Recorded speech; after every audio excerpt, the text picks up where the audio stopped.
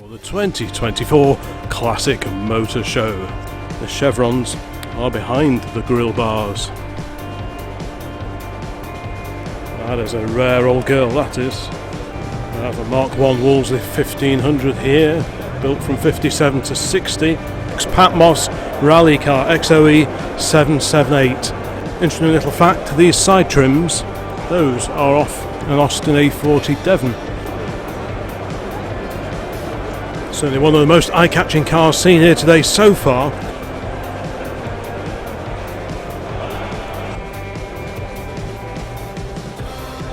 Convertible no less. Bit of a project for someone here, I think. Very eye-catching colour scheme. Make that two XJ40 estates.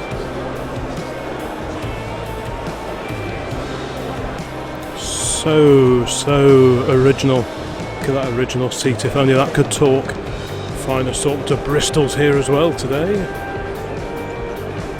710 RW was the original Geneva Motor Show E-Type Roadster. And you don't see too many of these. This over here is the Bond 875, a 1939 Singer. Spy spot of information in the window. Well, good morning all and welcome to Old Classic Car. Today I am down at the NEC for the 2024 Classic Motor Show. This is probably the largest classic car show held here in the UK every year. It is truly enormous. I will try my best to cover as much of it as I can during my day here. This is a 3-day event. Today is Saturday, i.e. day 2. And as always on the Old Classic Car channel, we'll try and feature just a little bit of everything while focusing more on the older cars. So let's go and have a quick walk around and see what gems we can spot here today down at the NEC. And over here we have the famous 33 EJB, the famous Mini Cooper X Paddy Hopkirk rally car. Got a feeling this one usually spends its life down at Gaydon at the British Motor Museum.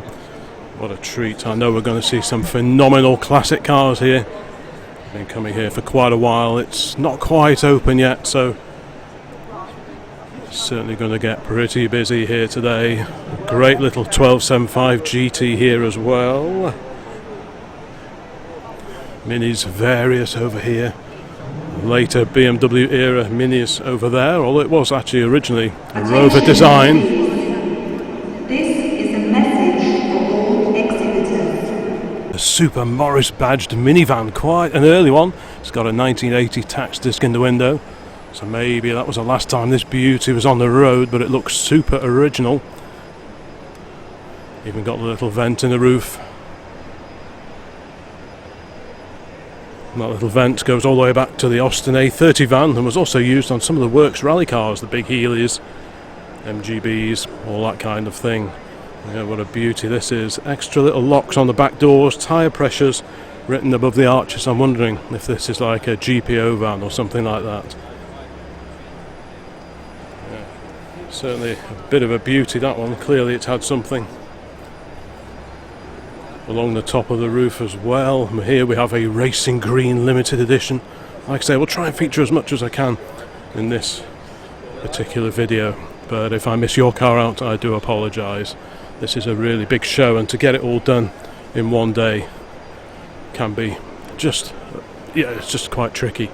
So let's have a quick wander around here. Again, past 33 EJB, one of the most historic minis of all time, I guess.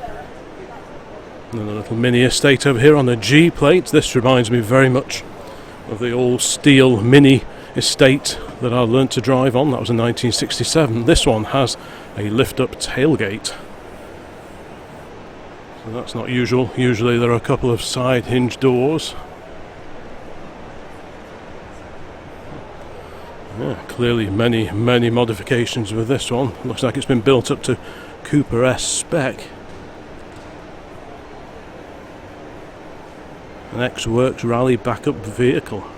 You can tell we have slightly different things because it's got the shiny window surrounds of the Mini Coopers. So That's the first clue that we're looking at something a little bit special.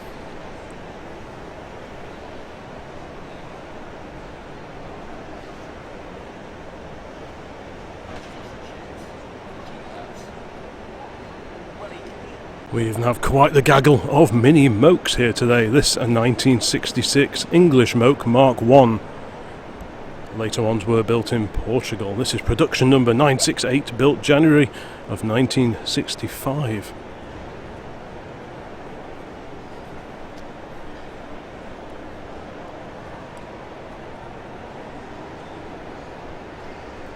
And the 7th prototype over here. There we go, all handmade and distinctly different.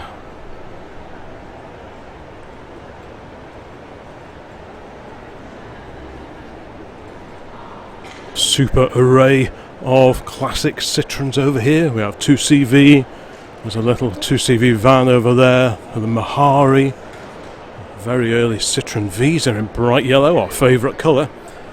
Let's go and have a quick nosy at this one. It's on a V-plate, so about 1979-ish. I remember seeing a very original one of these a couple of years ago when we were driving around northern France. It was a super original car in blue. But yeah, this one, a very vibrant shade of yellow, not dissimilar to our old MX-5, which is sat at home resting today. Over here, the magnificent Maserati V6 powered Citroen SM. What an incredible looking car that is. Try not to get in someone's photograph. Right, let's carry on along here. Citroen DS, magnificent DS. Oh, actually this is an ID 19B, a transitional model, being the first year to feature the final front end restyle with 4 headlamps under the glass while retaining the older dashboard layout. Right.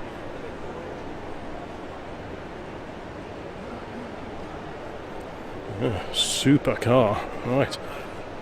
So this is, I forget which hall number this is, but like I say, there are 5 halls here. And it will get much busier than this later on. So I'm just having a quick scoot round while it's not too busy now. And then I'll just try and do my best later once the crowds start flocking in. This is a super popular event, the last big show of the season really. And then hopefully we'll be back here again in, I think, March next year. That's when the restoration show takes place, a slightly smaller show. That one occupies 3 halls as opposed to the 5 halls of this event. And yeah, slightly different flavour to that one. But look at these magnificent Citroen Traction Avant, the front wheel drive Citroens.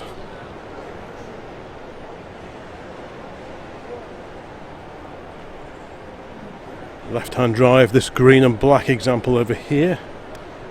And you can see as well, as the left hand drive arrangement, we have the chevrons on the outside of the grille, whereas if we go over here and look at this black right hand drive car, you can see the chevrons are behind the grille bars.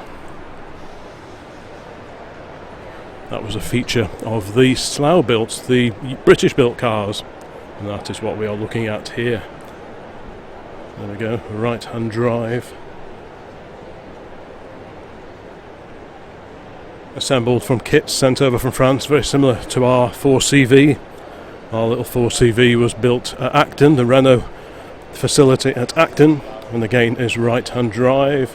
Will we see any 4CVs here today, I wonder? Another right hand drive example here in blue. I'll just carry on over here. There is a very sleek looking car, again right hand drive, but interesting with the chevrons on the outside. We'll have a closer look at that one in a minute. We've got another right hand drive Slough built car here.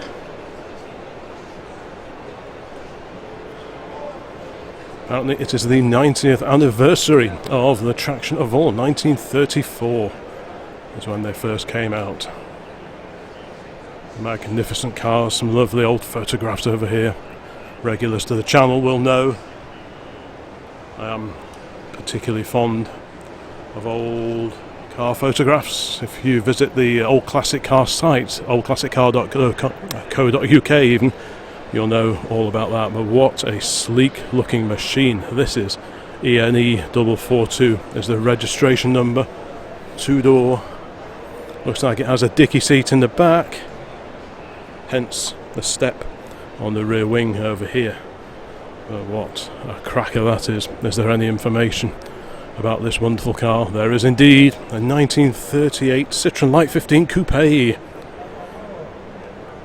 One of 8, possibly 9 remaining Slough built coupes or faux cabriolet built for the UK market.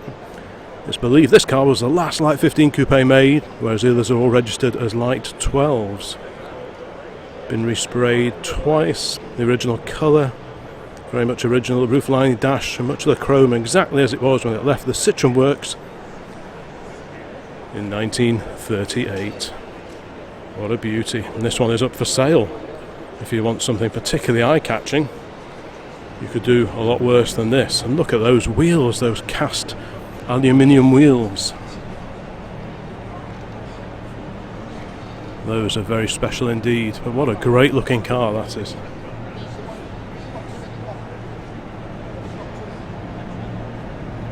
So different compared to your regular light and big 15s.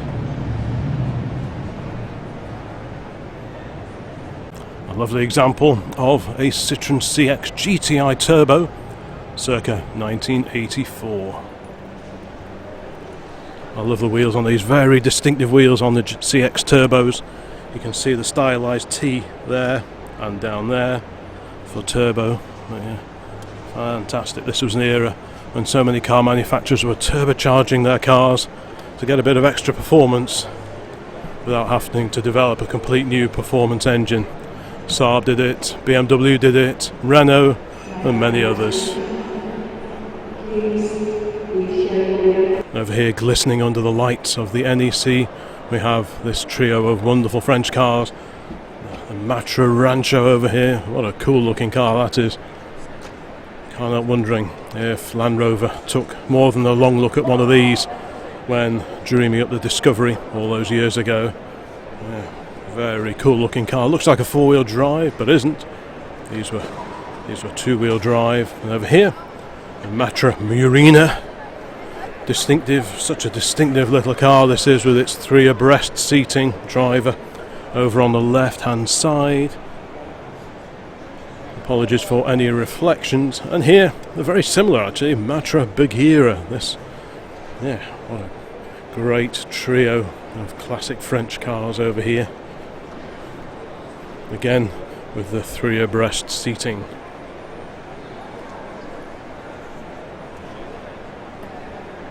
The window is open so we can have a quick peer inside. I'm sure we could easily fall asleep on those seats. How inviting are those?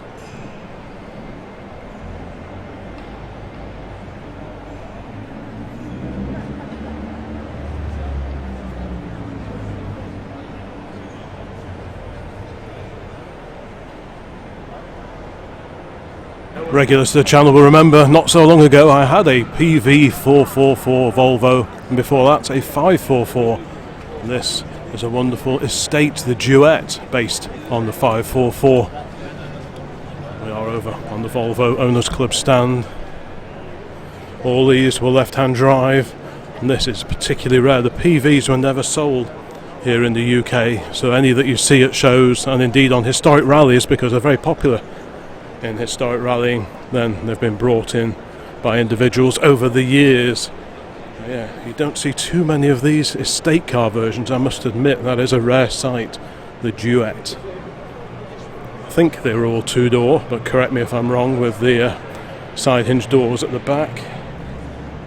Running gear very similar to that of the Volvo Amazon. Early cars had the 1.4 litre engine, and that gradually was expanded over the years. Yeah, very, very similar running gear to the Amazon. And for a time they were sold alongside each other. The PV was the cheaper car in the range once the Amazon was introduced in 1956. But these soldiered on for many, many years. And over here we continue with the Swedish theme. I believe this is one of several cars that were actually used in the filming of The Saint. A very famous TV series, of course, starring Roger Moore back in the 1960s. What else have we got here? In Volvo Corner we have a very late example of the 240, the Torslander estate. And these can trace their roots back all the way to the 140 series cars of the 1970s. Yes, I think this is probably one of the very last. Volvo lorry over here. So what's this, an F80 something or other, 86 or F88, not quite sure which. F88, there we go.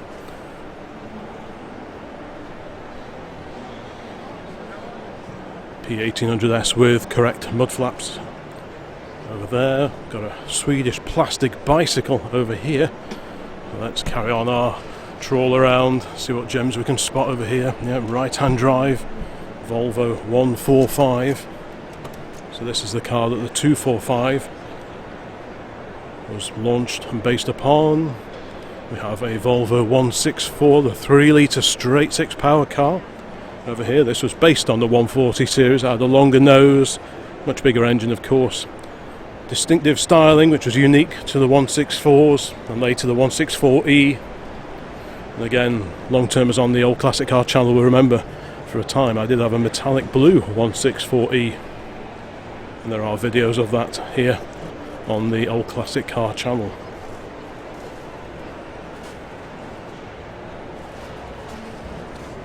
Memories of the British Touring Car Championship here. The 850 wagon, was this about 1994 or 1995? I well remember those. Got the Sporting Bears doing their dream rides over here. This is all starting to wake up now. The Maserati Quattroporte over there. And what have we got coming in here? Big slice of Americana. So what's that, a Plymouth? Looks a bit like a Plymouth Fury or something related to it. Very, very cool indeed. Right, we have a Volvo 262C here, a very distinctive car by Bertoni, based on the Volvo 240. Yeah, very, very low roofline, 2-door coupe. Quite a heavy looking car. I'm not sure how many of these were sold. Yeah, very, very distinctive styling. Wonder how much lower that roofline was compared to the regular saloons. That'll be V6 powered, and here somewhat modified Volvo Amazon.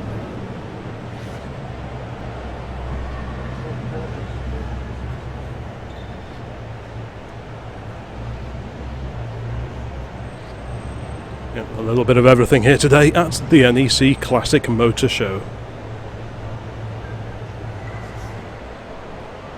Modified V-dub with just about every accessory you can imagine.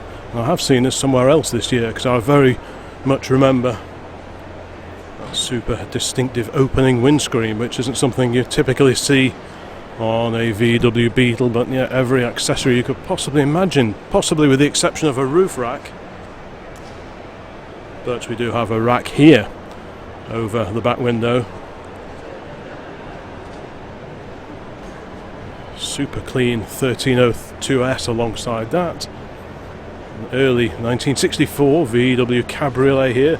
It's one of the genuine ones by Carman. You can tell these squared off properly framed quarter lights and the framed door glass. Those are the first clues that you're looking at a proper car. Wind up windows in the back, proper hood with cover. As many Beetles were home modified into convertibles, but they rarely look right, but this is the real deal.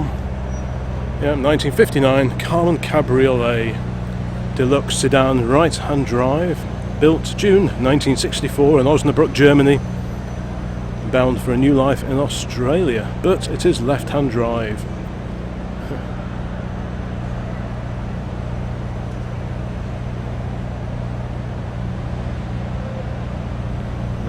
belter that is. Okay, let's carry on down here past the Jetta, one of the later Beetles. These were based on the front wheel drive Golf platform. Talking bits and pieces.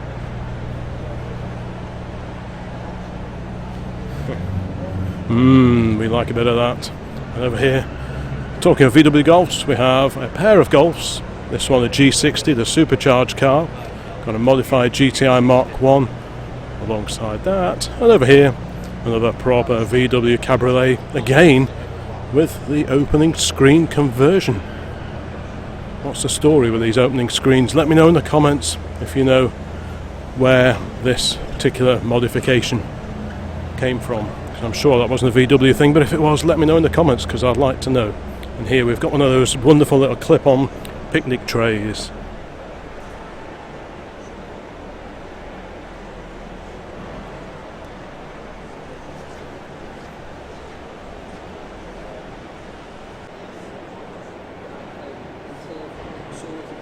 Quite a lot of older Audi action here today as well.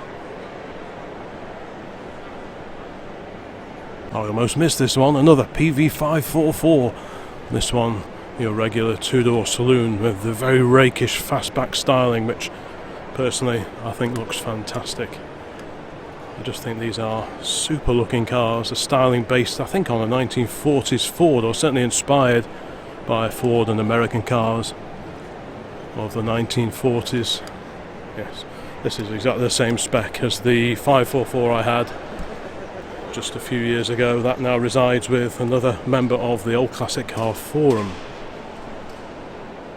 The bonnet is now up on this glorious PV544. Very familiar looking engine in there. Bored out versions of that would find their way into the Volvo Amazons, just like the one part next to it. This engine was stretched to about 2 litres, I think it was, the B20. And that was fitted to the very late examples of the Amazon and then the 140 series. Yeah, this one looks fantastic. Apparently it's one previous owner. I've been given the okay to have a quick look inside. Yeah, this brings back a few memories, this does. Yeah, again left-hand drive as they all were, I believe. But this is beautiful, still with the original rubber floor mats as well. Very, very delicate indeed. But yeah, really great driving car. They drive so much more modern than you would expect. Coil sprung suspension all around as well. So these are definitely a really, really practical classic.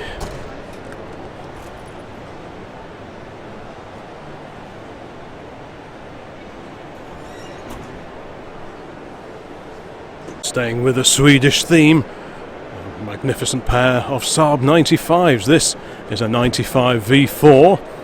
In fact, this one lives just around the corner from Mum and Dad, back closer to OCC HQ. This has been in long-term ownership. It lives with a 96 Saloon and a turbocharged 96 Saloon as well. So this one is in very, very good hands indeed. And alongside it, if that wasn't rare enough, the bullnose Saab estate, a little two-stroke Saab, probably early 1960s I would have thought. This is the same era as the bullnose van that I rescued in the early about 1990 or 1991. There are 1 or 2 videos here on the channel all about that little 95 van that went on to be restored and is now over in the States, one of 3 proper factory-built vans that were shipped over to the UK to be used by Saab GB in 1962, and this is very, very similar. The shape is identical. The only difference is this has rear side windows, whereas the panel van that I had, which was originally built for the Danish post office, didn't have any windows at all. This was all panelled in, or just never cut out in the first place. So it's a real treat to see this phenomenal little Saab 95. What a great looking car, what a great pair of cars, so rare. And these little estate cars, I do like a classic estate, as I have said before on many, many occasions. And both of these two are in glorious condition.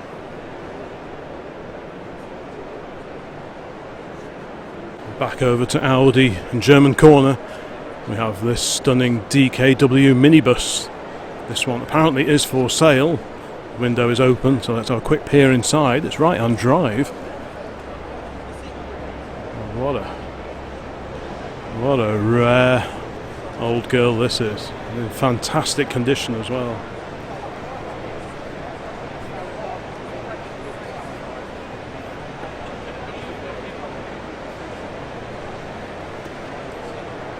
Over here we have the DKW Auto Union.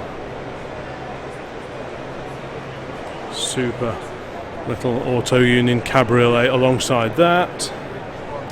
That's the beauty of this particular event. It's a lot of walking, but you do see some super rare cars. I think I saw this one down at Ragley Hall, if I remember correctly. May have been. But let's have another look over here at these DKWs. 1960 Auto Union 1000S Coupe. Very similar layout to the Saab, the bullnose Saab that we were looking at a moment ago. So you've got a 3-cylinder 2-stroke engine, front wheel drive. This has a 4-speed box. Radiator behind the engine. Separate coils, one per cylinder. Yeah, what a great, very characterful little car this is.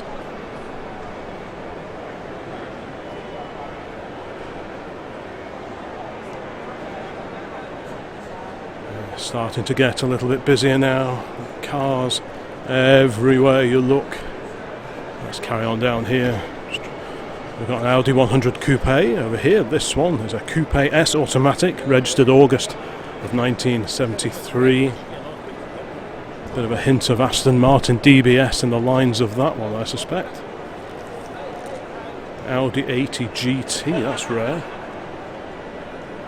A very sleek looking car. This is very similar, like I say, to the Aston DBS. One of these turned up for the Hopley House car meeting that occasionally takes place on a Sunday morning, not a million miles away from where we're based in Cheshire. That was the only time I've ever seen that car. All the shows we've been to, I've not seen it anywhere else since. I'm not quite sure if it's still in the area or not. This is a very rare car indeed. Audi 80 GT, registered August 1st of 1975.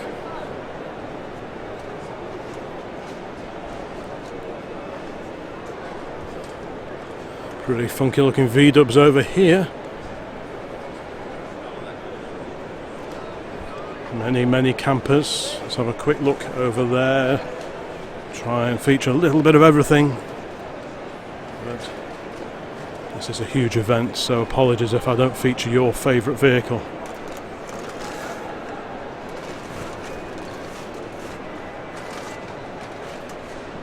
Saab is celebrating, or Saab fans are celebrating 40 years of the 16S. 16-valve, 175 brake horsepower version of the classic Saab 900. And here we've got a pretty rare flat-fronted 16S. I well remember these back in the 1980s. This was a bit of a poster car for me. At the time, Dad had his very early 900 Turbo. That was in 1979. But these, I just thought these were fantastic looking cars when they came out. It's great to see such a lovely flat fronter here today at the NEC.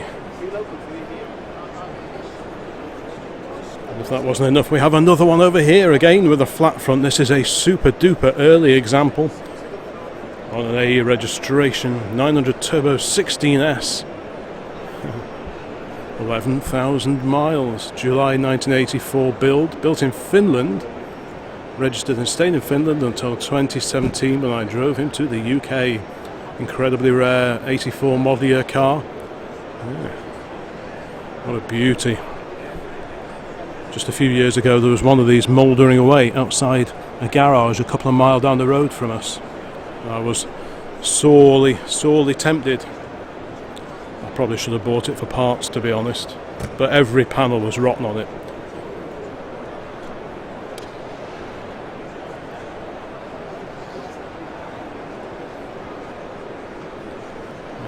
pretty cool to see these 16Ss. So we've got two. We've got a very early and one in silver, a fairly early one in black, and then this is one of the much later cars with a slopey front.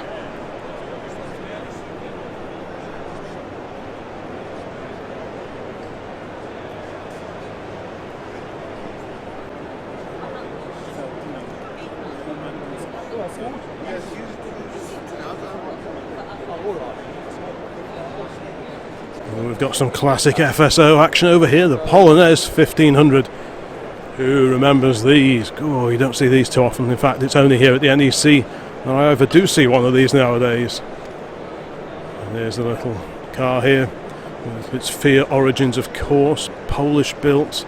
The FSO, was it the 125p? Yeah, 125p from 1983. Yeah, very clearly Fiat derived lines based on the old Fiat 124. It's the 125p again, both left hand drive. I like the tin front on this one. We've got the estate version here, uber practical pickup. Oof, wow, look at that. Look at the Polonaise on the end here in police livery. Some stunning Morris Minors over here. We've got a left-hand drive Lowlight Tourer. That is a rare old girl, that is. A California plate on the front. So I love the old side valve engine which came from the Morris 8 Series E. Here we have a Highlight MM. So this is still the MM with the side valve engine, but the headlamps moved a little bit higher. Still with a split window. Cheese grater grille, so that'll be about 51 or 52. We used to have a 52 one of these, but some of that upgraded with the later A series engine. Got a Morris 1000 over here. This is a series, well, I say 1000, it's actually the Series 2. So the early Series 2s still had the cheese grater grille of the late MMs. This Series 2 has the horizontal bars that will be a feature of the later Morris 1000. Quite an interesting assortment of classic minors over here. Let's keep going down here. Peugeot 309, Skoda's classic over here. Several rear engines, Skodai. What's the plural for Skoda? Skodas, Skodai, who knows? But let's just go around here because I want to make sure we have a look at all the Morris minors. We've got a Morris van over here. Very, very nice. Technically never called the Morris Minor van, but that's what everyone calls them.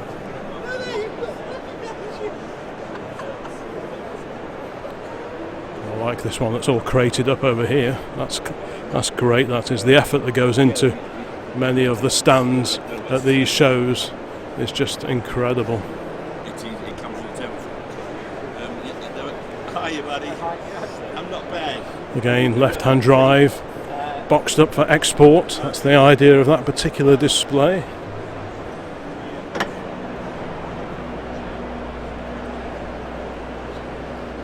Back to lowlights and a super original Lowlight Saloon here. That is a real belter. Look at the original paint on that.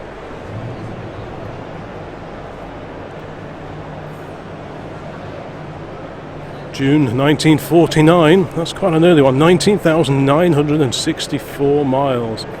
Wow, this one's been around over Canada, so Alberta, British Columbia, Ontario, New York, the Netherlands, Germany, back to England, and where after that I wonder. What a great, very well travelled Morris Minor. And you can tell the early ones because they don't have the raised moulding around here. I often talk about the long body mouldings of some Morris Minors where it extends to here, but the early MMs like this don't have the raised moulding around here at all. So what a treat to see that.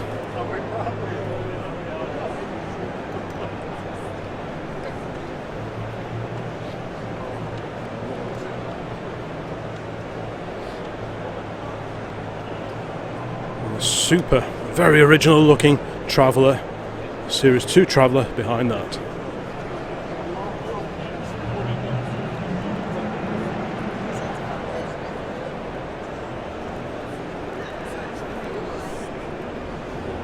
Right, I must go find the... Yep. Okay. Alright, let's carry on our walk around. I can see the A40 Club over there, so we'll have to have a closer look at that later. But to begin with, we'll have a look at some Wolsleys on the Wolsley register stand. We have a Mark 1 Wolseley 1500 here, built from 57 to 60. A huge limousine over here. This is a Wolseley Super 6 Series 2 25 horsepower long wheelbase limousine, no less. What an imposing machine that is. This one's been fitted with a very distinctive bonnet mascot.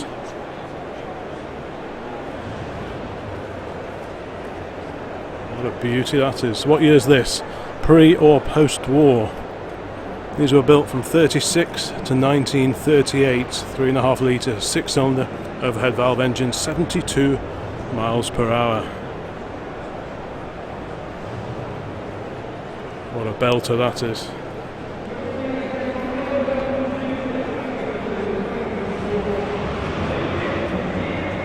Over here, now this is a rarity, 1456 Tourer or Cabriolet. Let's have a look at the info on the screen.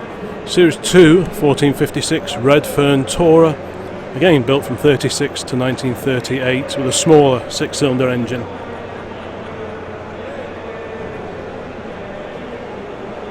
Beautifully finished off. I love any car that has proper framed windows like that, especially ones that open in the rear quarters. Well, that's a real Bobby Dazzler. And look at the dash in that. What an incredible looking dashboard.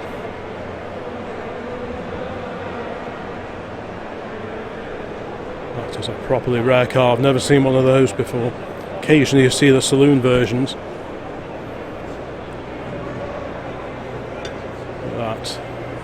What a treat to see that here today.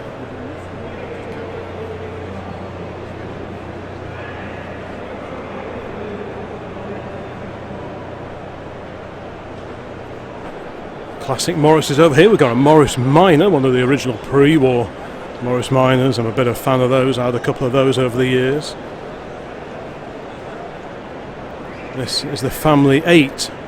So this was a predecessor to the Morris 8, and this was basically a stretched version of the little Morris Minor. The Minors were all 2 doors, some were open top, some were closed like this one. This has a fabric body, so it did change in detail over the years, built late 20s to early 1930s.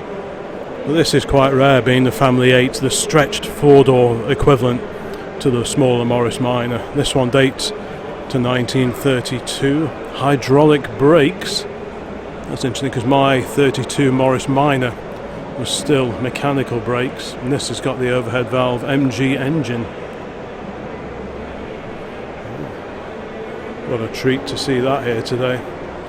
We'll carry on along the row. Quite a gathering of Morris 8s. In fact, we've got a Morris 8 Series 1 Tourer here. Series 1, well, I say Series 1 because it's got the chrome radiator surround of a Series 1, but it's got the Series 2 easy clean wheels.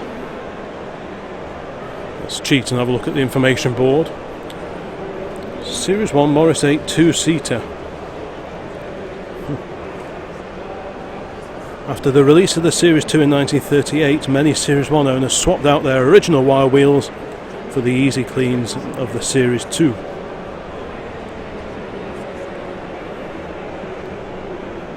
Very neat little car indeed.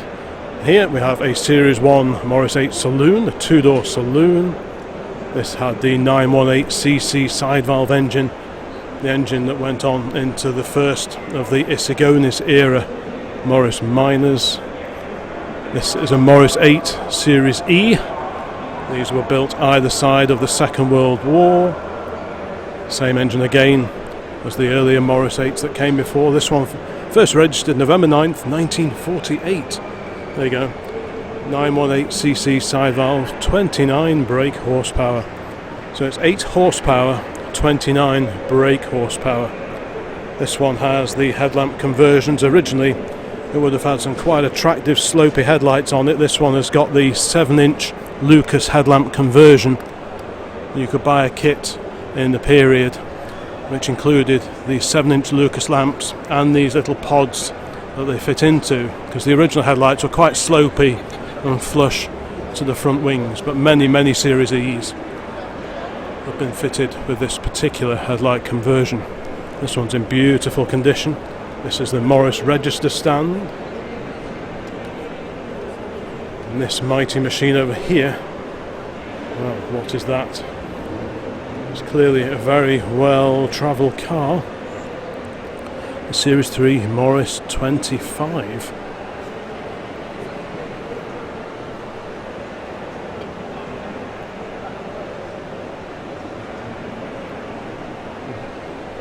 I don't see too many of these larger Morrises. Morris 8s, they survive in reasonable numbers. Maybe they made more of them. Certainly more people could afford an 8 compared to one of these much larger versions. And after the war, of course, with fuel rationing and everything, these larger engine cars were probably not all that popular.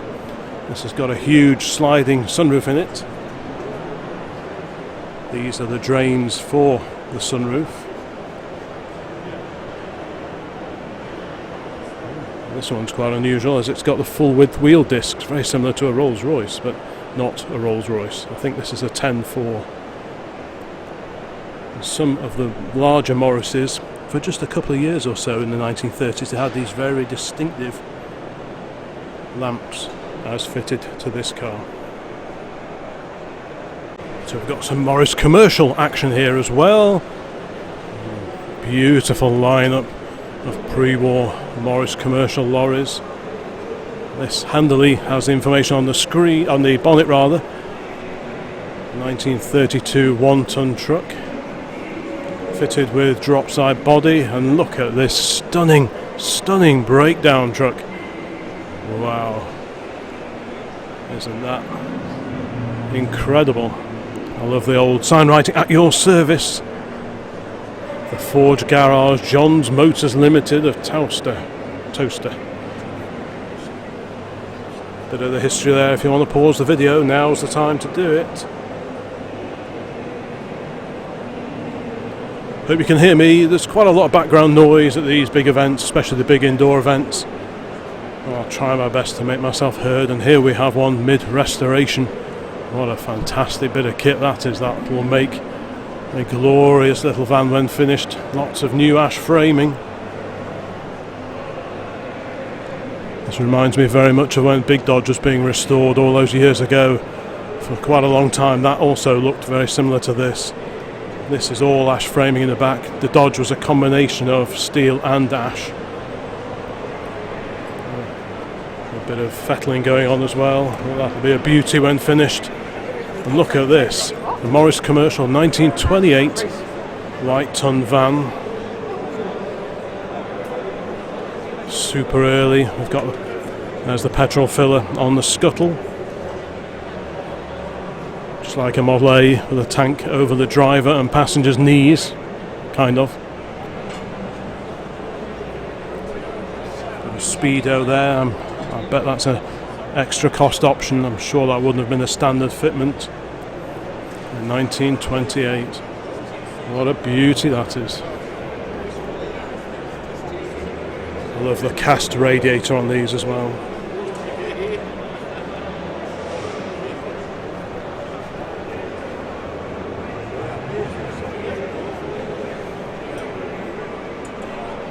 Another similarly aged late 20s van alongside that, in beautiful restored condition again.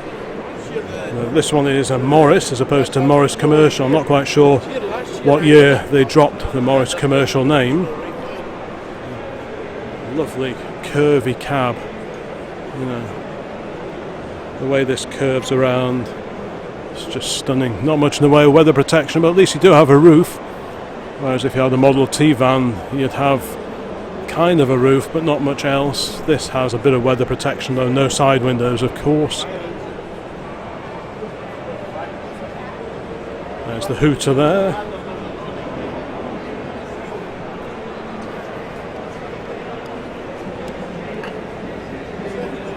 What a cracker that is.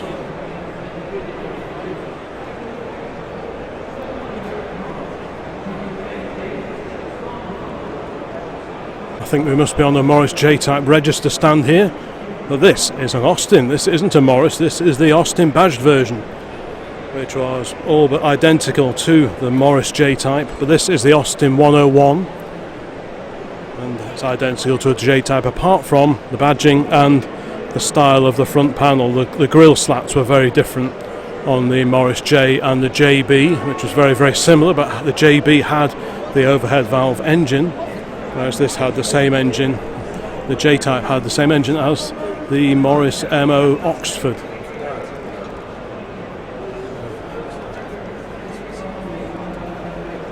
What a great little van, super popular, super sought after these are now. And again, another Austin 101, this with a drop side body no less. Many, many moons ago, I used to help a bit on the Morris J register stand when they used to have their annual rally held at Tatton Park. That was a long, long time ago, 30 plus years ago. It's great to see these J-Types here today at the NEC, and this one in British Rail livery is just superb.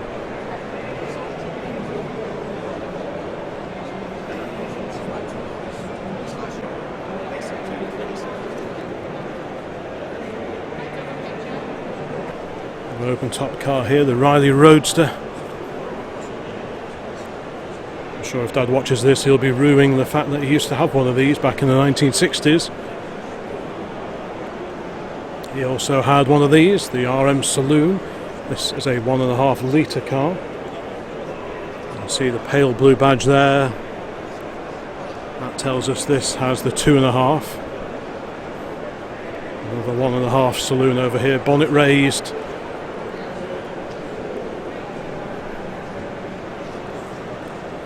Lovely quality car, really tasty interiors in these as well. Looks like this one's for sale as well.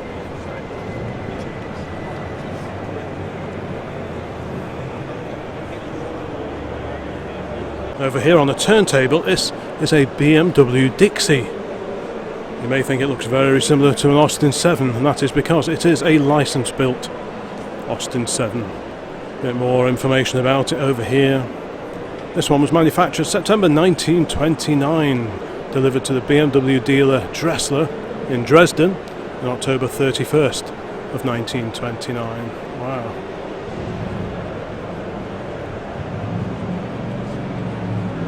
What a super car that is. I like the fact it's got the little boot area on the back. There's the BMW badge. The design of the badge is a reminder that BMW used to make aero engines, so that's the propeller symbolised in the BMW badge, which of course is still used to this day.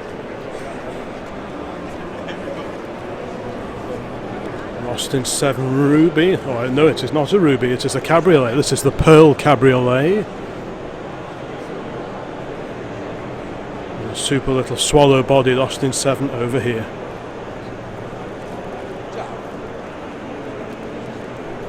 I know someone who's got one of these in a building which hasn't seen light of day for about 40 years. And over here, super little Austin 7 van. And I think we've seen this one at the Malpa Steam Rally, if I remember correctly. It's got all the bits and bobs in the back. Yes, there we go. Yes, I'm sure this is the one we've seen at Malpas before now. A bit more Austin 7 action down here. Starting to get a little bit busier now. But we'll do our best. Really early chummy there. The sporty one here looks like the Ulster or the EA Sports. Lots of land crabs. If you saw the video I did a little bit earlier in 2024 at Gaydon for the BMC and BL Day, many land crabs featured in that particular video. Let's just go over here. Got the Austin 10 Drivers Club over here, so slightly larger cars compared to the Austin 7s. This is a Litchfield, which was based on the earlier 10-4. Got a 6-cylinder Austin Saloon here. The 18 Hartford from 1936. And this magnificent limousine, what a phenomenal car, in incredible condition. Look at that in there. Sliding partition. There's the driver's compartment, but what a beauty that is. Look at the engine in there. A bit more Morris action here. We've got a Cowley of the mid 1950s. That was a slightly cheaper version of the Oxford. And if we just sneak round here, carefully sneak through here, we have a fantastic Traveller based on the Oxford, I think. That's a rare sight now. In fact, all these mid-50s Morrises are pretty thin on the ground. It's great to see all them here today. Here we go, this is the A40 stand, headed up by this very rare, well, this car has a unique history. This is the ex-Patmos rally car, XOE 778. There's a photo of it on the 59 Monte Carlo. Virtually every panel was replaced on it. Even a book was produced all about the restoration of this super rare Mark 1 Austin A40. It's a particularly early car.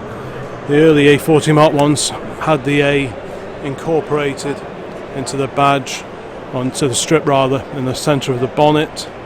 Lots of little rally-based modifications on this car, as well as the usual assortment of lamps on the front.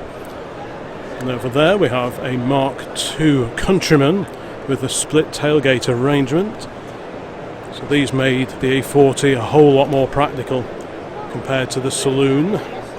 This is a Saloon just like ours at home, but you do feel like you are posting your luggage through a letterbox a little bit. Why they didn't all have a lift up rear window from the very beginning is something of a mystery. But yeah, the A40 Club, this is the only club that I'm actually a member of.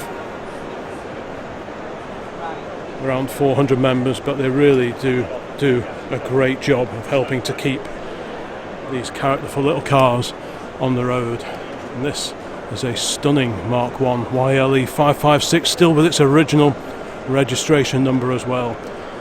So that's a real treat to see that one. Makes me feel bad about mine not being on the road, but one day. This is a deluxe, so it's got the opening rear side windows and bumper overriders as well.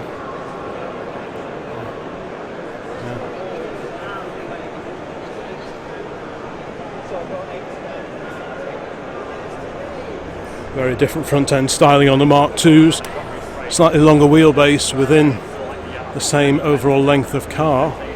Yeah. Much wider grille on these. The grille was brought forward and made to be much wider, whereas on the Mark 1 it is kind of recessed a bit more. This obviously was the original design, the Pininfarina Farina design.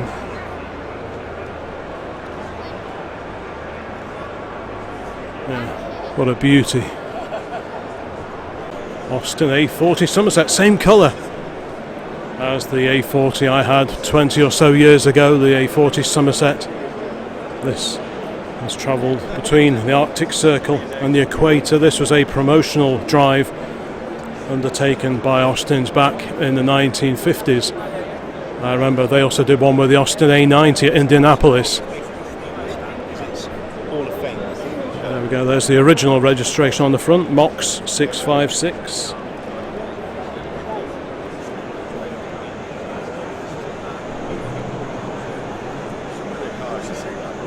An incredible car. We've got an A40 Sports over here.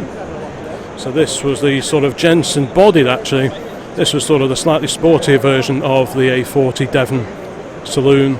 Similar running gear but with twin carburetors, same chassis pretty much as the A40 Devon, but yeah, the body was produced by Jensen's on Austin's behalf. There we go, the Alan Hess Equator to the Arctic Circle, 1953. Alan Hess was the PRO for the Austin Motor Company from 1946 to 1953. Yes, he was involved in the A90 record attempt.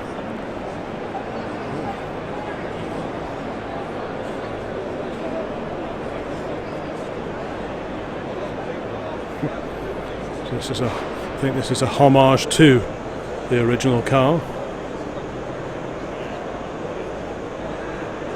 Sandringham fawn is the colour of that particular car, and like I say, this is the A40 Sports, column shift, same as the Somerset.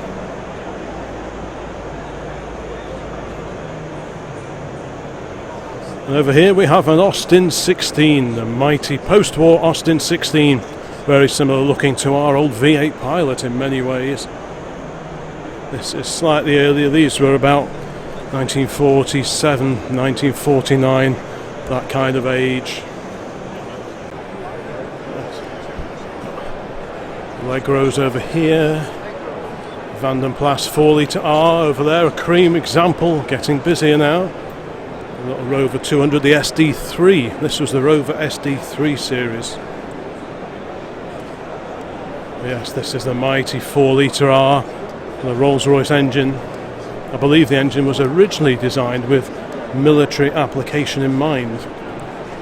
Yeah, great car, big Farina, big brother to the Austin Cambridge and the Morris Oxford, but very plushly appointed inside. I did have one of these briefly many years ago. Super comfy, look at the little picnic tables in the back there.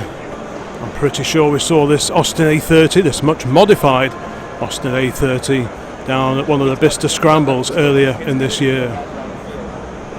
There's no shortage of Americana here either. Got a Chevy Bel Air. What's this? A Dodge of the mid-50s, 1955 Dodge. A very vivid colour scheme.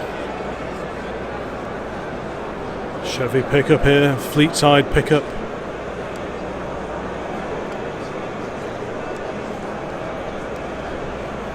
Got a few hot rods over the way there.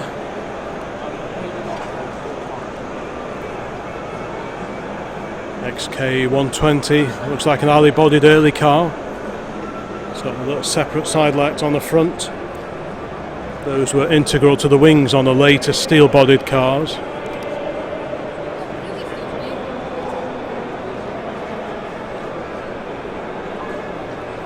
Super little Hillman Imp, the rear-engined Hillman Imp, built up at Linwood in Scotland. And a Ford RS200 rally car, the Group B era rally car. Fiberglass bodied, panels by Reliant. Dolly over here, Triumph Dolomite. Like I say, if you've owned examples of any of the cars that feature in this video, or indeed any of the cars that actually feature in this video, please pop a note in the comments and say hello. Got a Daimler, a 2.5 V8 Daimler here.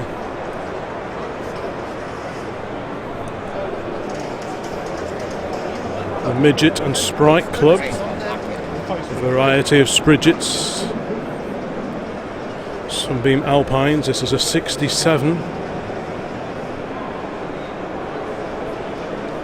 Got a Harrington Le Mans over here. Last time I saw one of these, we were in that classic car dealership in Normandy. Paul's Classic Cars. If you haven't seen the France trip video as yet, please have a look at that, because there were some incredible cars over there that we spotted just driving around, keeping our eyes open. These Harrington bodied cars are really great looking shape. Very distinctive.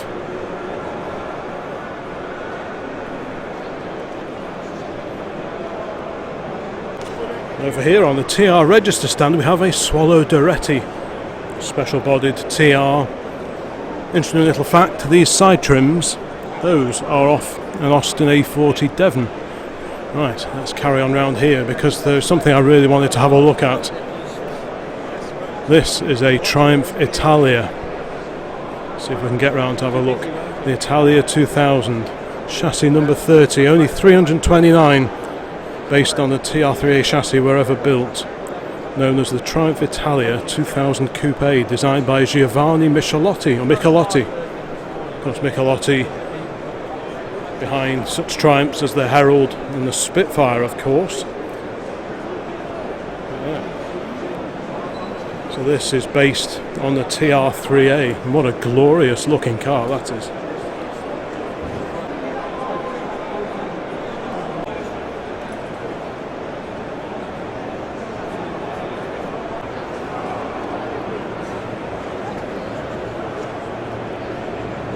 Certainly one of the most eye-catching cars seen here today so far is this simply stunning 1938 Sunbeam Talbot Sports Saloon based on 3-litre running gear. What a stunning car that is. This is about a year later than the 3-litre Talbot that I found in a garage where it had been sat since 1976. If you have a look around the rest of the channel, you'll see a few videos of that 37 3-litre saloon, but this is way sleeker. I love the window arrangement on here. This reminds me of some of the later Sunbeam Talbots and the airline coupes. What an incredible looking car, and just beautiful interior as well.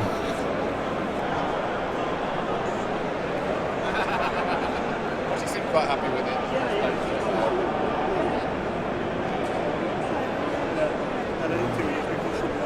Sunbeam Alpine here, the original Alpine. Very sleek car, very popular in the early 1950s in competition, rallying, all that kind of thing. Drop head coupe over here, Sunbeam Talbot 90. And by complete contrast, a much modified BMW 2002 with turbo arches. Is it a turbo? Is it a 2002 Ti? I'm not quite sure. Let's have a look in the window. This is much modified 2-litre LM10 rally spec engine, 150 brake horsepower. Got some Eastern European action over here. We've got a Trabant Combi made out of Duroplast, not cardboard. Pretty cool.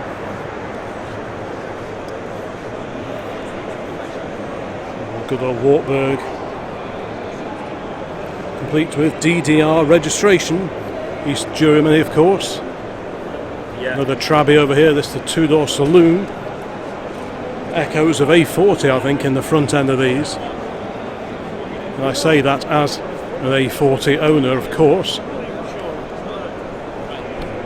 Various A30s and A35s over here. This is an early car. This is an AS3. You can tell that because it has the little Austin badge above the chrome grille. Later A30s didn't have that. It should also have the circular speedometer.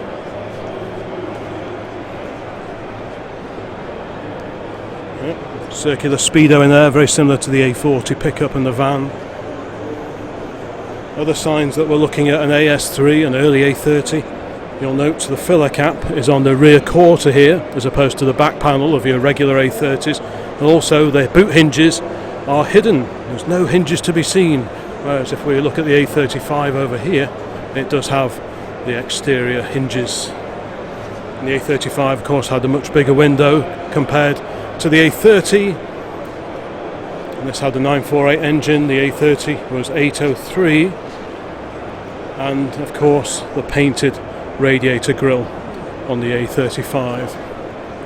This is a very rare A35 Countryman, which is based on the van body shell but with slidey windows in the back and an extra row of seats. Quite a few people used to buy vans and put seats in them. You could buy a kit to install seats into a regular van. There's a bit of a purchase tax dodge I think if you ran a van and you popped some seats in the back, so you got yourself an estate car without having to pay quite as much purchase tax. Yeah, some lovely little A30s and A35s here today. Of course, Mrs. OCC used to run an A30 as her daily car some years ago now. I mean, we're going back over 20 years, mind. What a treat to see. And here we have a glorious van. What a cracker that is.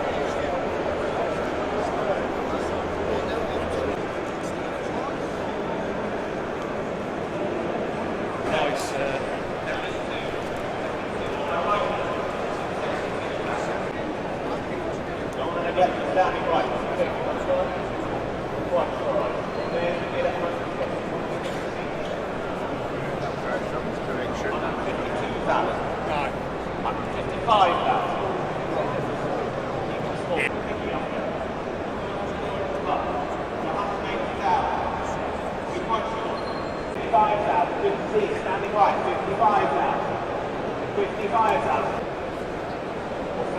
Here is 70,000 on my right.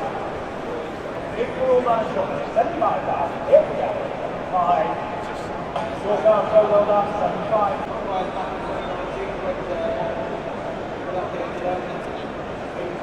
1979, GTI Mark 1. There is 18,000. What are we thinking of the vote? Yes. Many scooters as well. No shortage of lamps, mirrors, mascots, badges. Do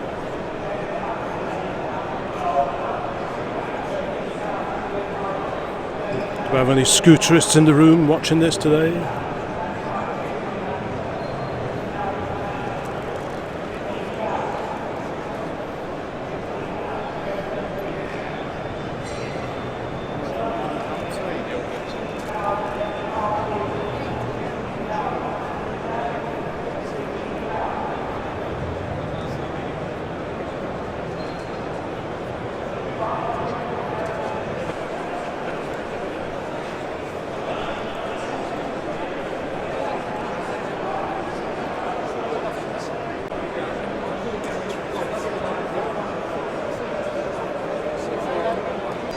DB6 over here in a very distinctive, very eye-catching colour scheme.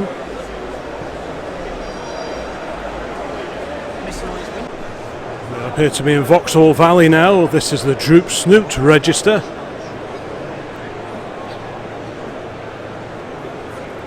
Regulars on the Old Classic Car channel will know that there's an owner of several of these vehicles not that far away from us that appear at many of the shows back closer to home. He's got one just like this and also a couple of the estate car versions as well. So let's have a look round here. We've got a Victor, what's this, the FC, the Victor 101 ambulance. That's based on the estate car version of the FC Victor. That's quite a rarity. Let's carry on round here. Got a Vauxhall Victor FB. I do like those. I think those are very handsome looking cars indeed. Staying with FBs, we have an FB Estate. Again, what a fantastic car. And going back somewhat earlier in time, we have this, the Vauxhall Victor F-Type.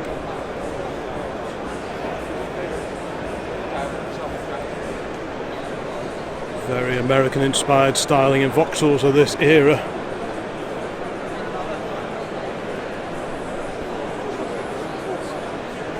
Pretty wild looking for a British built car. Very wraparound screens, column shift. This is one of the slightly later F-Types. They did tone down the styling just a little bit on the F-Type Victors as the 1950s progressed. Very early cars, the exhaust used to poke out the corner of the rear bumper.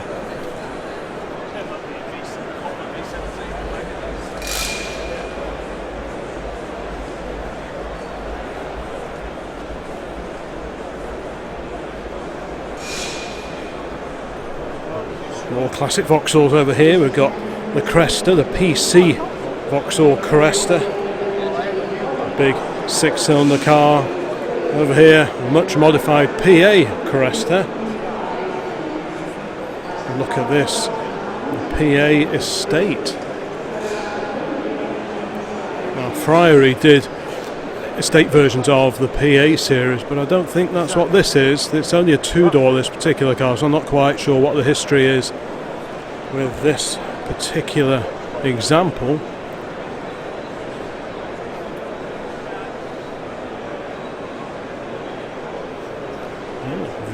Very unusual car indeed. And over here, oh, I do like these. This is the E-Series Vauxhall. This is the Wyvern, or well, no, this is the Cresta rather. There was the Wyvern, that was the 4-cylinder car. And then there was the Velox, which had the 6-cylinder, and the Cresta, which was top of the tree with all the extra chrome bits and bobs on them. These are very stylish, again, very American inspired styling on these. The early E-Series, they had side opening bonnets like the 40s Buicks, so you could open it that way, or you could plonk it down again and open it that way. Later they did switch to a more conventional rear hinged bonnet arrangement, but the early cars with the side hinge bonnets, that was a very, very distinctive feature of those particular cars.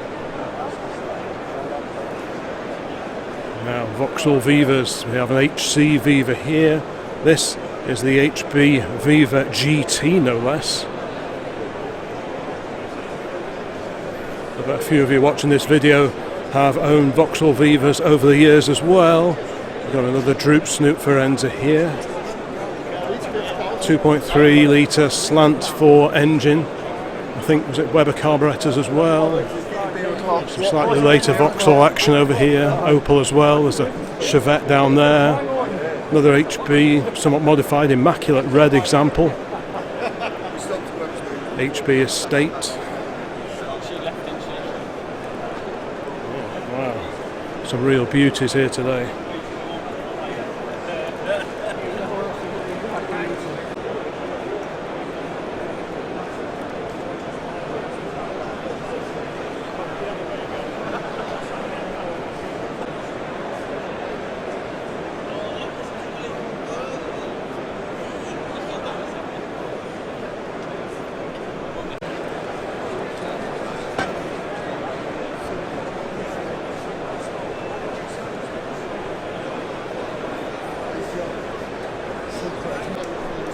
Pretty groovy pair of Triumph Dolomites over here.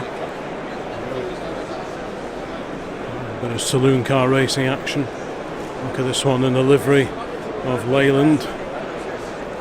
The most famous works Dolomites, built to Group 1 spec by a special tuning department at Abingdon in 1974. Some of the crew names. Dave Richards, of course, went on to be, and still is, the boss of Pro Drive. Let's just get around here. Drivers, Tony Pond, who remembers him, rallying the TR7 V8s. Brian Kulcheth, Terry Cabby and Pat Ryan. Very historic racing Dolly Sprint here. 16 valve, of course, the Dolly Sprint. Prepared by special tuning.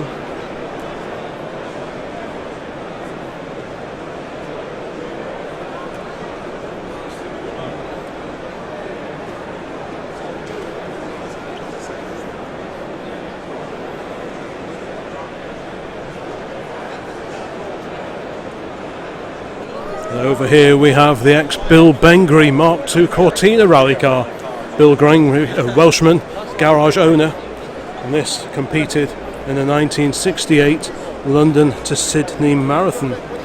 Lots and lots of modifications on this particular car. You can see the exhaust that routed over the roof so it didn't get torn off. But what is particularly interesting is if we look down here, we'll see a radiator cap on the front nudge bars there. So this was part of the cooling system plumbed in to aid the cooling of the engine in some of the hotter parts of that particular rally back in 1968. So yeah, very, very interesting feature. There we go. What a cool car, what a historic car as well. Quite the array of interesting historic rally cars here on the Historic Marathon Rally Group stand. And there are all sorts of cars. Loads of cars, classic cars, vintage cars, competition cars, and here quite a few historic rally cars. Great to see that so many of these original cars have been preserved. So that's a real treat to see these. We've got a Capri over here. Yeah, that's very, very cool indeed. Knighton. Lots of my relatives hail from that neck of the woods in mid Wales.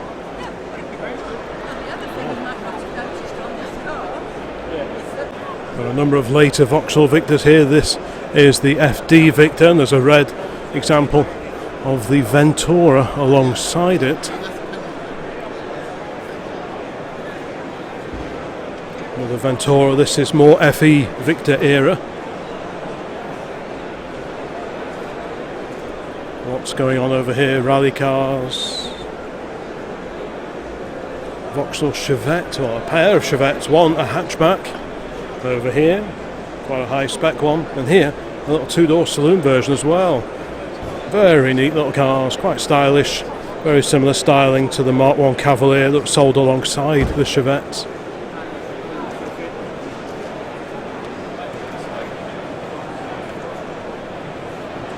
I know some of you watching this video are fans of the Japanese classics and the JDM cars, so I'll have a quick scoot around here as well.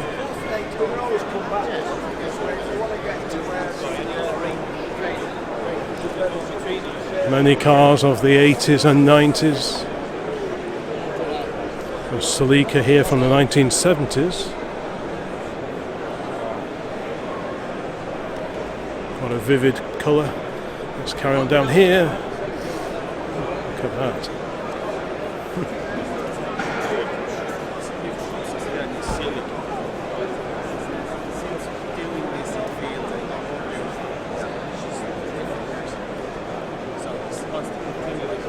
It's certainly getting busy now. It's quite a rare open top car. Right. Honda S800s down here.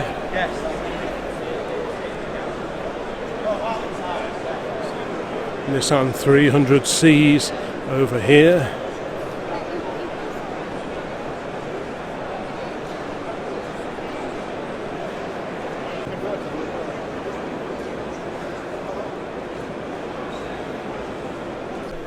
Ford halls are proving very, very popular indeed. Many Cortinas of different ages. We have a Ford side valve club over here, so having owned a number of side valves over the years, let's go and have a look over here. So a little Thames 300E, the commercial version of the 100E if you like. And a Ford Prefect E493A.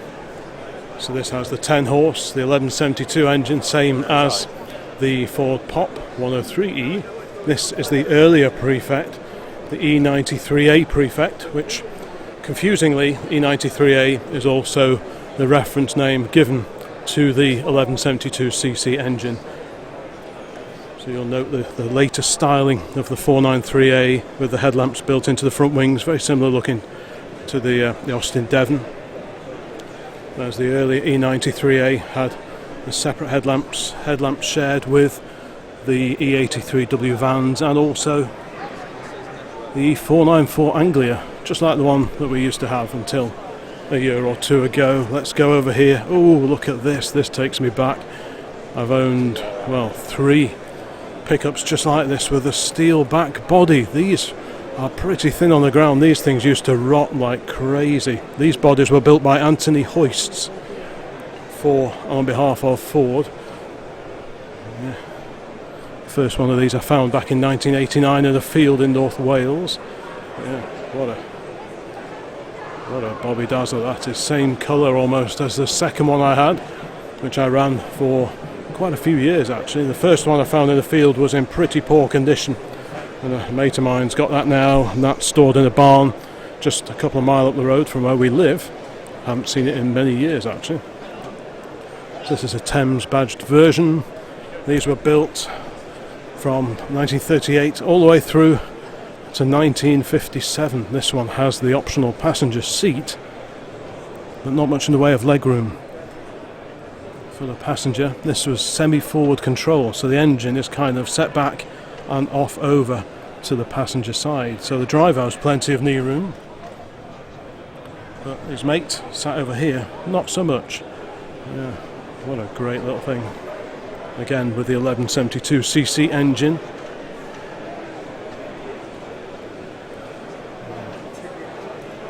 Most of the pickups you see are the wooden backed versions, but it's great to see one of the steel bodied ones. Got an Anglia here just like the same model as the one we used to have. Ours was grey, original grey paint. This one's been restored in black. The E494A, so this had the 8 horse engine. The Pop had the 10. But this was the forerunner to the Pop 103E. So they took the E494A, like you see here, cheapened it a bit, put the larger engine in, and then that is how the 103 Pop was born, and that continued in production all the way through to 1959, incredibly, and yet very much rooted in the pre-war years. Yeah, that's a real beauty, that particular example. And then of course we've got 100Es. This is the Anglia, the two-door Anglia. What else have we got in here? There's a 300E van as viewed from the back. Ooh, cup of coffee. Right, let's carry on down here. But yeah, this is the E93A Ford Prefect. Four-door cars, the Pops were two-door. Nice Bakelite dash in these as well.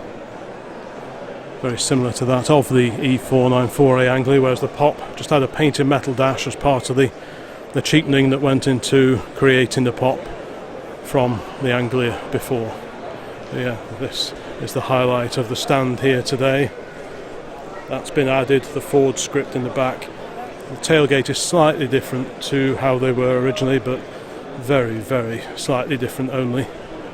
Yeah, this takes me back. I've had quite a few of these. I still run the E83W website, e83w.co.uk. So if you want to read up a bit more about these very charismatic little vans and pickups, please pop over there, but only once you've finished this video, of course. Don't forget to give the video a like if you've made it this far and you've found it of interest. Please consider subscribing, like and subscribe, all that kind of thing. If you haven't subscribed already, there is channel membership open, and there's also a fair bit of merchandise available, OCC related and indeed related to all manner of classic cars. Link in the description. And of course recently the OCC calendar launched for next year, and that'll be updated every year from here on in.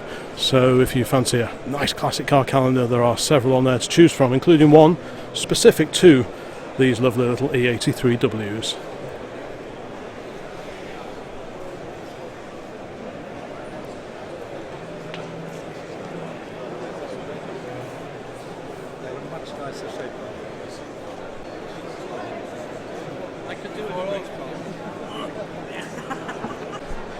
Well, I'm on familiar territory here, the early Ford V8 Club of America, and a selection of Ford V8 pilots, no less.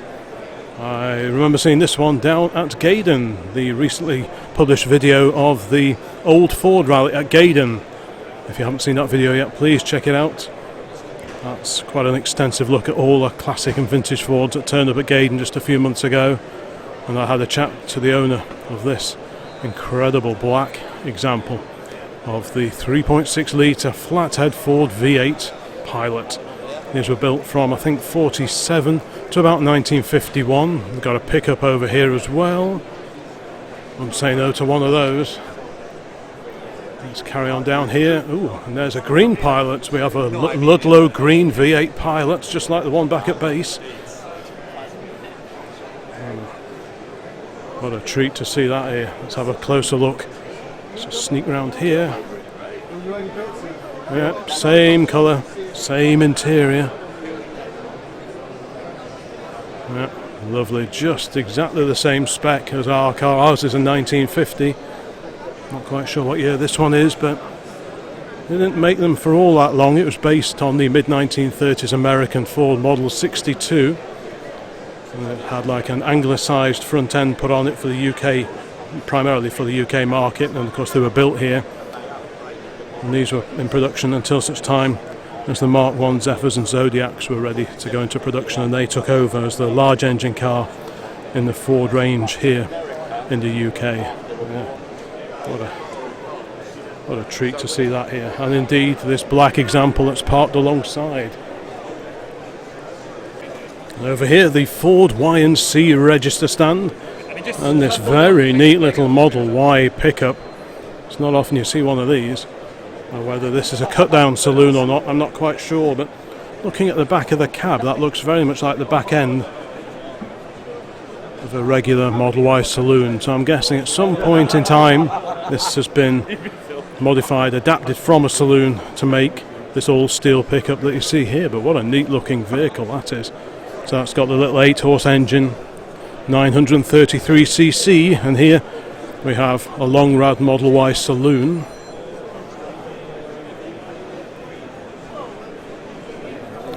And it was in this car that the 933 engine debuted, and which lasted all the way until the E494A Anglia of the early 1950s, a development of which was the pop engine. But this is where the little side valve Ford 8 engine started out under the bonnet of the Model Y of about 1932, I think it first came out.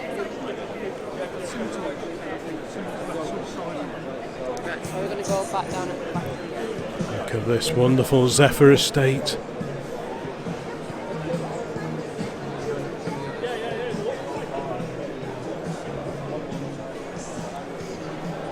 These were built by Abbots of Farnham. There you go. Zephyr 6 Abbots of Farnham estate. This is the last surviving original Abbots of Farnham estate left in the UK. Believed to be one of only 9 original estates left in the world. What a cracking thing that is. Yeah, that is very cool indeed.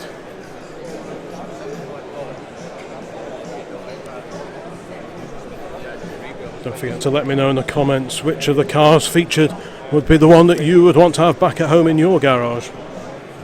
Maybe it would be a Mark 1 console. This takes me back to a neighbour of ours, next door neighbour. He had a car, same colour as this. That was back in the late 1970s, I suppose that was. We were quite young at the time. He used to go tearing up and down the road, the cul-de-sac that we lived in his console, seemingly fairly oblivious to the fact that we were playing nearby. Here we got a Zephyr 6 convertible now. That's a rare car now. Let's carry on over here because we have these Mark 1s, and over here we have the Mark 2s. Here, Mark 2 Zephyr estate. The console saloon. Let's go around here. Try and not get in anyone's way. A Zodiac convertible. Wow. How swish is that? You'd feel $1 million driving around in something like that when everyone else was in, fairly pedestrian black pops and prefects. Then you rock up in something like this. Wow.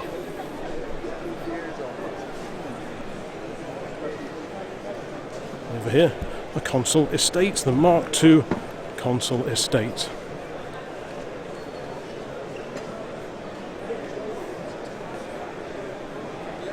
It's interesting that they just have a single rear door, side hinged.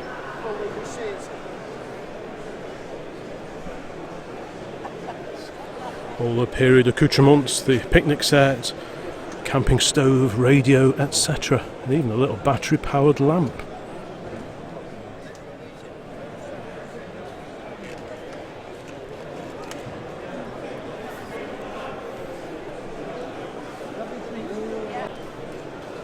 The old console classics are well represented here today as well, and indeed the related console Capri. Ford Corsairs alongside, and look at this one, period roof rack, and on top of the period roof rack a Corsair pedal car. We like a bit of pedal car action here at OCC Towers. 2 weeks ago today we were up in Scotland collecting a little Pathfinder pedal car that I did a video about just a few days ago.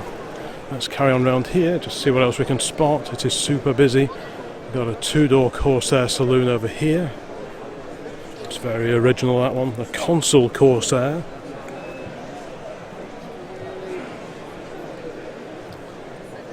It looks like a long distance rally car, endurance car, complete with a little suction Hellfoss lamp. These Hellfoss lamps were quite popular in rallying in the 1960s. Suction powered, held on by suction rather. Right, let's carry on over here. Sierra Cosworths, no shortage of them. Escorts, yeah, always guaranteed to be plenty of escorts here. No great surprises there.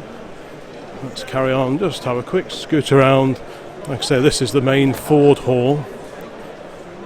RS 2000s. A pretty wild looking car there. Escort Cosworths, several of.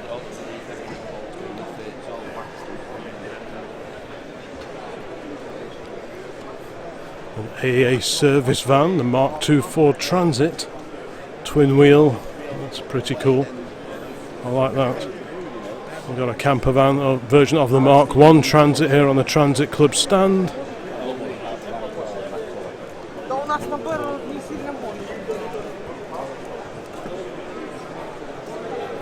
Of course, for so many years Transit's built down in Southampton, but sadly no longer. Is it Turkey they're built in now? So yeah, that's not good. Right. A bit more RS action over that away. Capri action over there. Later Mark 3 and Mark 4 Escorts. The XRs, the XR2 here, the Mark 2 version of the XR2. We're back to Ford E83Ws. I've never seen this one before. A much modified Ford E83W van. Yep, someone's been busy there.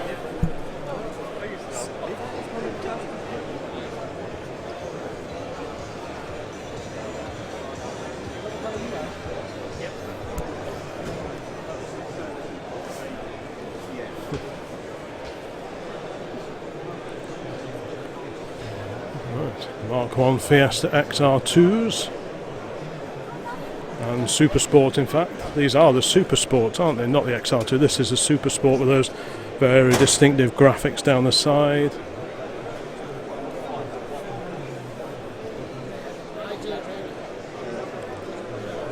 Granadas over the way, more Capris. Mark 1 Cortina over here. Very late Capri there, the 280 Brooklands. Granada action aplenty. Seen a few Sierras as well. Let's just see, keep going down here. I've just caught 2 days to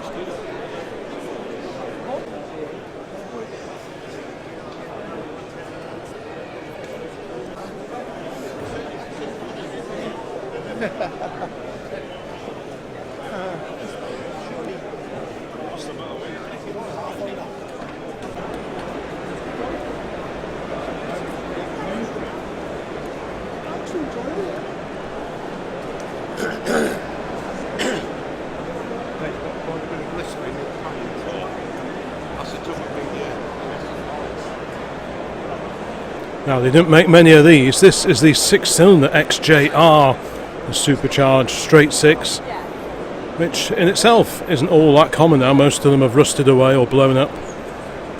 This is the immediate predecessor to our X308, the V8 car. But what makes this XJR particularly unusual is it has the manual gearbox, and they only made literally a few hundred of those, I believe, if that.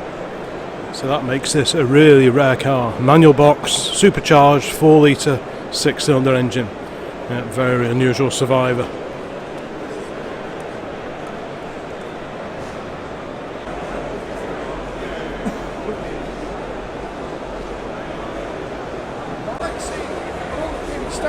It's just an element of having to run a business.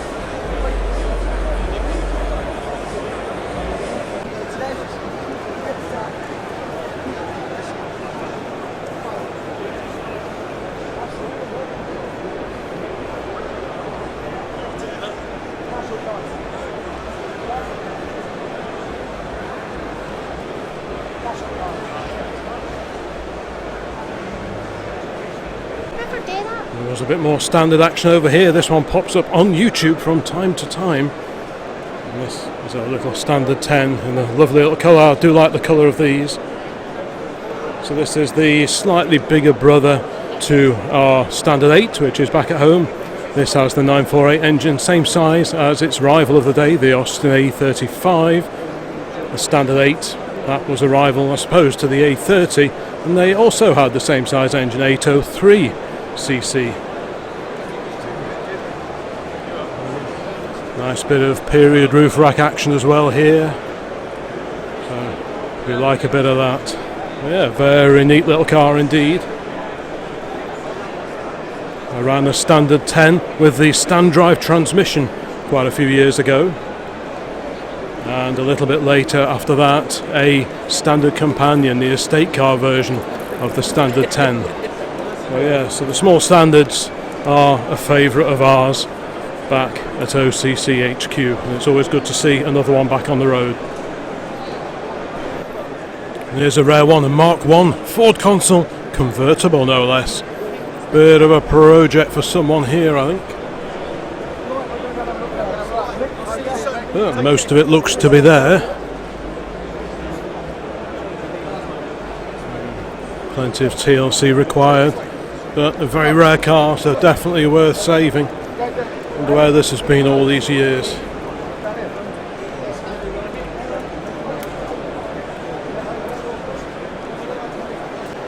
Over here we have a Reliant Fox camper. Next to that, a pair of these really funky little fiberglass cabbed Reliant Ant pickup trucks. This one, ooh, be still my beating heart, because in the back of here we have an Atco standard motor mower, no less, of the 1920s. And as I have mentioned on more than one occasion before, we used to have one of these. They were frightening and impressive in equal measure. Impressive because they went at a fair old lick when you fire them up, and also mildly terrifying because when you fire it up, that fan on the side there is whirring away, just ready to take your fingers off. Let's just sneak round here. Yes, that fan assembly there, with no guard on it at all, whirs away like crazy, and you have to make sure you don't get your fingers or any little child fingers anywhere near that. But what a great machine. And at some point we will get another one. I have been acquiring one or two classic push mowers of late, but the icing on the cake would definitely be to get another one of these wonderful Atco standards.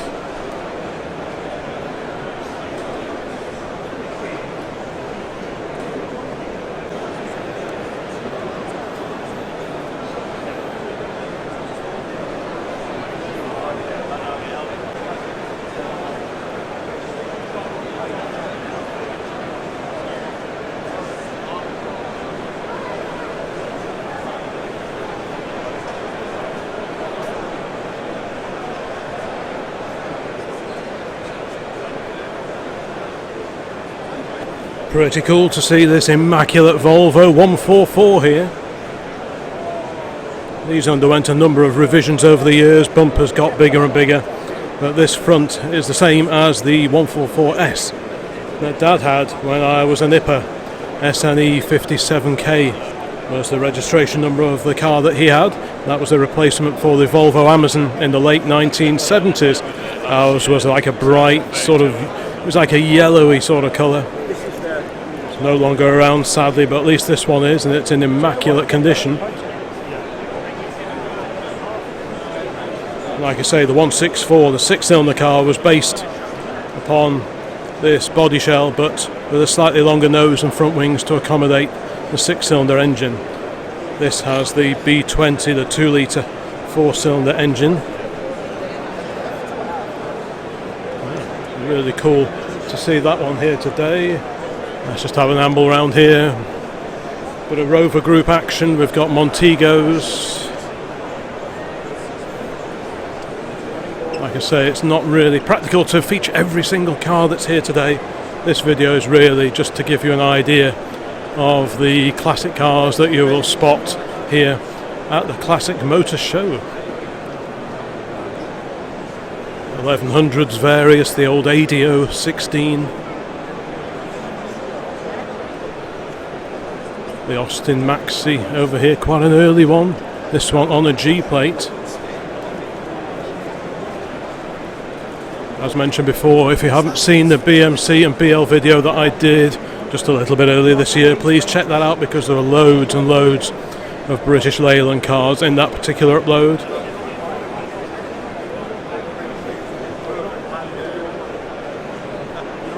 There's a Freelander here and some early discoveries.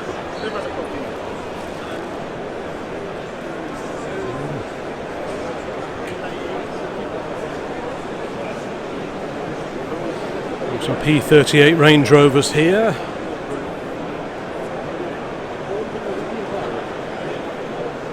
But we will keep walking around, see what else we can spot here today. Let's go this away.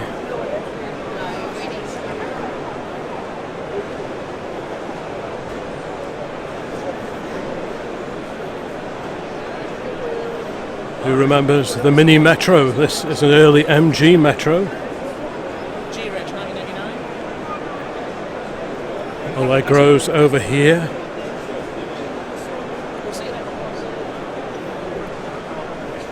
More Allegro here. Same colour as the estate that my mate's mum bought brand new in the late 1970s. Got a, appear to have a bit of a roadblock. There's a Marina Coupe.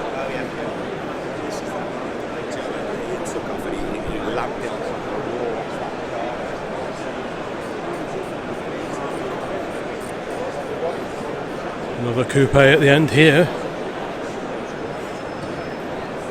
Lots of British Leyland and later Austin Rover Group goodness here. Leyland Princesses, number of those here today. Bit of fettling going on under the bonnet of that one. This is a rare Morris badged version with a grille very similar to the equally rare Wolsley. The Wolsley 1822 had a similar front end to that. Let's carry on around here. I think this one did in fact feature in my BMC and BL video. I've got Rover SD1s, Rover P5B, MGs, R8 Rovers.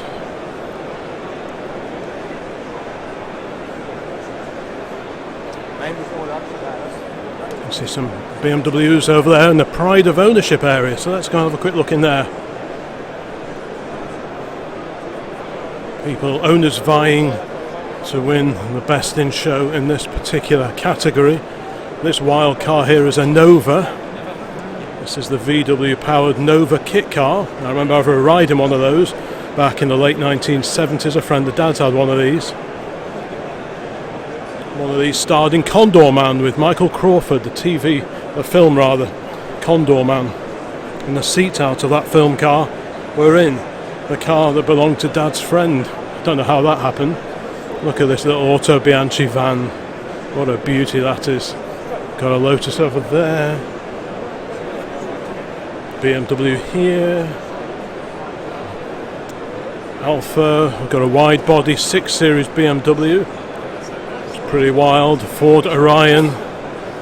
So effectively the booted Escort. I suppose this was kind of the replacement for the Cortina, I suppose, in terms of if you wanted a booted car and your Mark V Cortina was getting a bit long in the tooth, maybe you would have bought one of these. Right, let's carry on. The Rolls-Royce Camargue. These were quite a distinctive looking car. This one from 1976. Yeah, very strange, had quite a narrow rear track. I always remember the rear wheels look like they're really tucked under.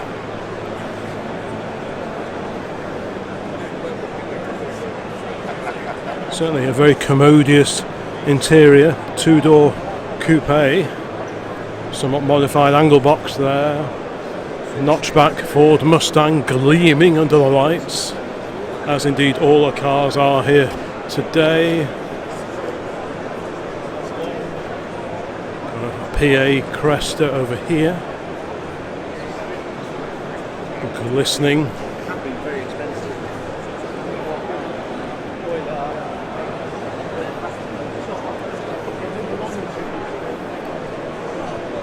This is one of the early cars with a 3-piece rear window arrangement. Slightly later cars would have a 1-piece wraparound back window. Amazing looking car. And over here, the SS100.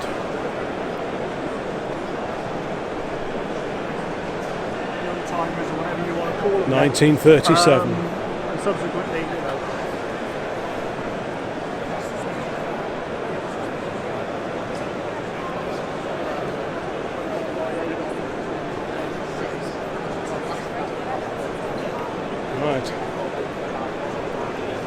a few Austin Healey's over here. We've got some dealer stands. We're getting towards the trader area. Lovely Rover P4, one of the Cyclops cars.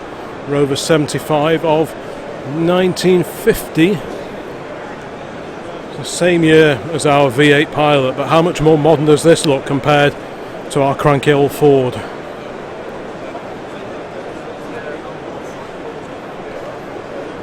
Lovely interior, still with the pop-up semaphore indicators in these. How inviting does that look? Really nice, and compared to the later P4s, the tail drops away a huge amount more. And the front wings wrap around a lot more as well. The later P4s, they're much squarer, they come out and they've got little side lights at the top, but this is quite an early car. It's a slightly later P4 here, so we've got the Cyclops over here with the central lamp, hence the name, and this was the replacement for it. This Rover 90 dates to 1954, and again in beautiful, beautiful condition. I can see the doors open, so let's go and have a quick peek inside. Let's have a quick nosy in here. Good grief. Oh. Bit of Jan and Dean playing there. Right. Look at this. What is this? A Rover 90. But unlike any other Rover 90 I've ever seen. So what's the blurb on this one then? Rover P490 drophead from 1954. Wow.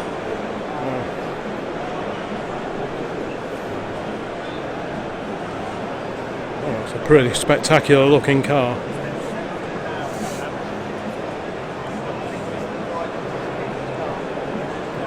Here's the info if you want to pause the video and have a quick read up on this incredible looking car.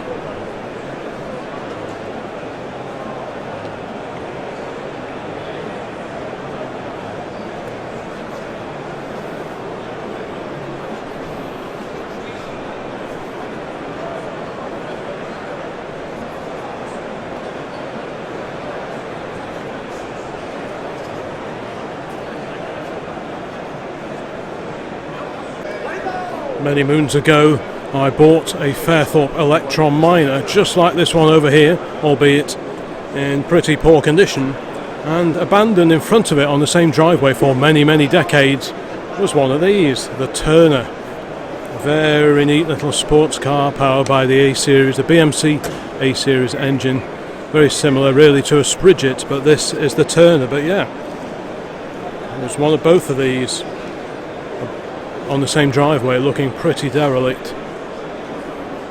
This one is a beauty. I often wonder what happened to that particular Turner. And here we have the Tornado Talisman, a very rare sight now.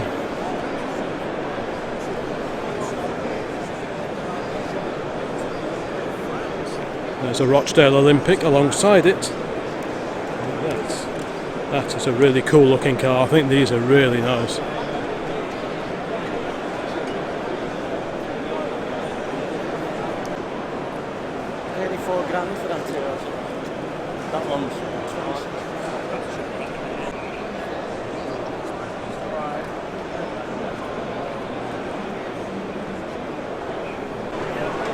We now find ourselves in the world of classic Jowetts, yes, Bradford's finest. And this is in fact a Jowett Bradford with windows in the back. Yeah. Great little machine, just post-war. That one 1952. We'll just carry on round here. Bit of work in progress there. Always a great turnout of vehicles here on the Jowett stand. This is a, let's have a look, 1937 Jowett 10.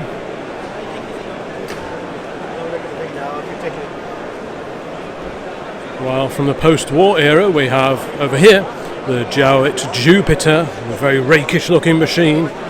The huge lift up front on these, big rear hinge bonnet. next to that, an example of the Jowett Javelin, a very advanced saloon of the late 1940s and early 1950s. There were two versions of these. There was the Deluxe and then there was the standard model. Not that there was a huge difference between them. I think the Deluxe had a slightly more opulent interior, better equipped dashboard. Oh, we can pop the door open. Oh, thank you. Right, let's go and have a quick peek in here. Yeah, let's have a quick peek in here. Put my bag down. How's that? Yeah, there we go. Thank you. Right, here we are. Driver's eye view of the classic Javelin. That's how you dress if you drive a Jowett. Very smart indeed. I approve of the attire. Perfect. Yeah, I briefly owned one of these too, quite a few years ago now. But yeah, what a fantastic car, and lovely period radio in here as well. I like a bit of that. But yeah, what a phenomenal car, in a beautiful colour as well. Rear hinge doors. Just a gentle look how the doors fit in to the line of there.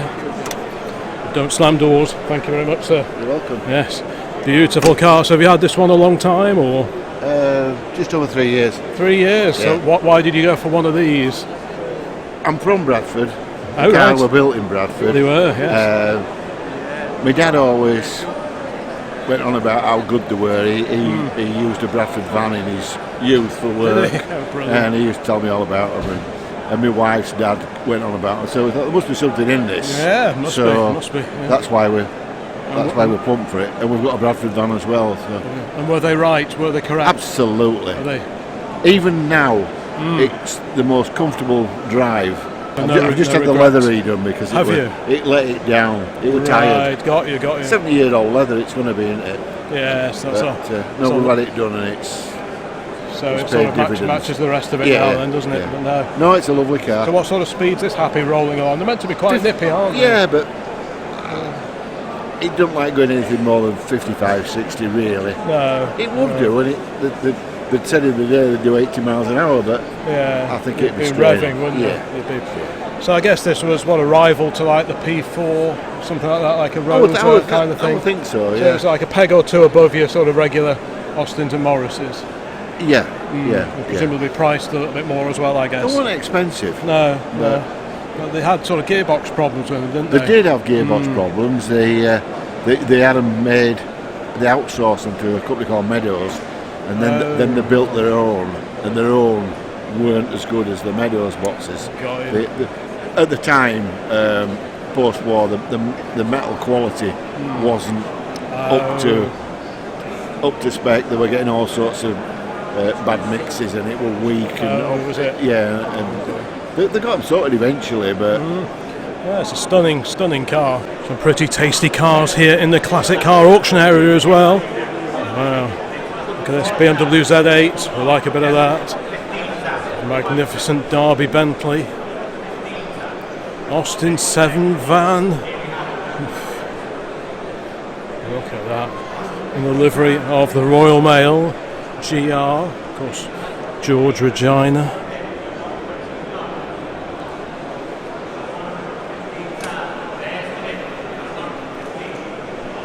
Jaguar, the Mark V 3-position drop head coupe, estimate 60 to 70.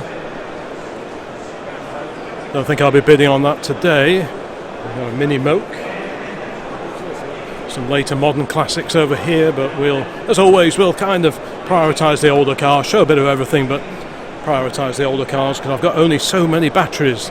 I'm on a different camera compared to the usual today, and it does seem to devour the voltage, so I'm having to be very choosy about which cars I feature in the video, so forgive me if I don't feature your favourite car in this particular video, but hopefully it'll just give you a flavour of the show as a whole. One car I do like the look of a lot is this, the original Lotus Elite. These are beautiful cars. Let's go and have a look, see what the estimate is on that. But beautiful car, 45 to 55. These are stunning little cars. Years ago I got a ride in one of these around Silverstone, and that was pretty impressive. Yeah, super looking little car that is. Let's see what other older cars we can spot. Lots of rarities, old and not so old, but let's see what earlier cars we can spot around and about. TR6 bonnet up. Quite a few Z cars.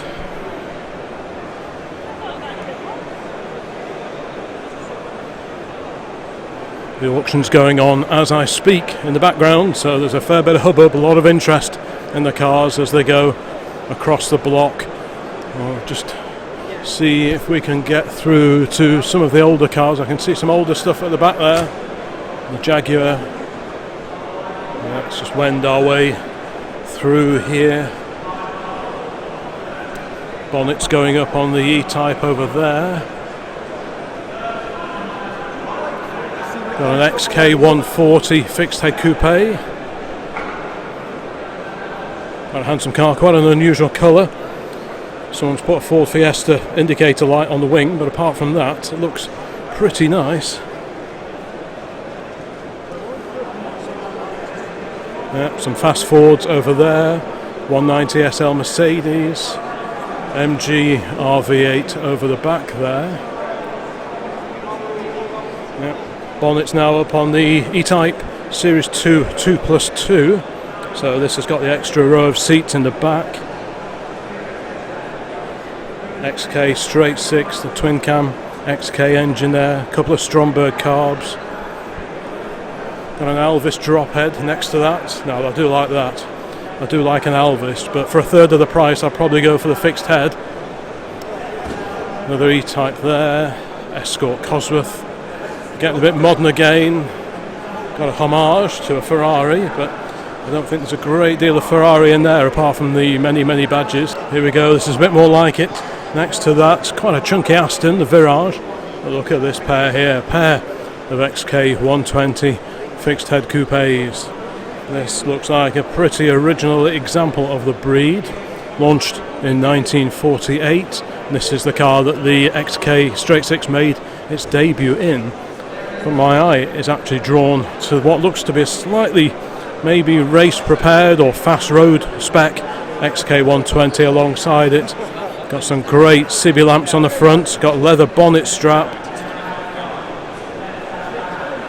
Many louvers in the bonnet to help keep the Straight 6 nice and cool. This is a 1953 car, estimate 60 to 70, a late production example, beautifully restored by Jag specialist CMC. They're based down in Bridgnorth in Shropshire, CMC. What a beautiful car. Very similar colour to our Jaguar actually, our RXJ8, but yeah, I'm sure that's the same colour. Yeah. Very nice. It's got the racing fuel filler on the back as well. So that is one tasty looking car. Let's just see what the estimate is on the other one, which is left-hand drive, more standard spec. Is there an estimate in the window of this one? So that's 35 to 45. Left-hand drive.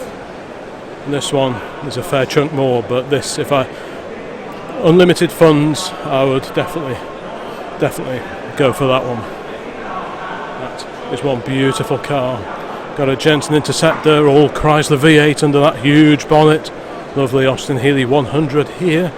Which one is this? This is 104 BN1, 1953, estimate 45 to 55. Very swish car collaboration between Donald Healey and the Austin Motor Company. Yeah, that's right. We've seen those. I think we've seen most of the older cars, I think, that are in here.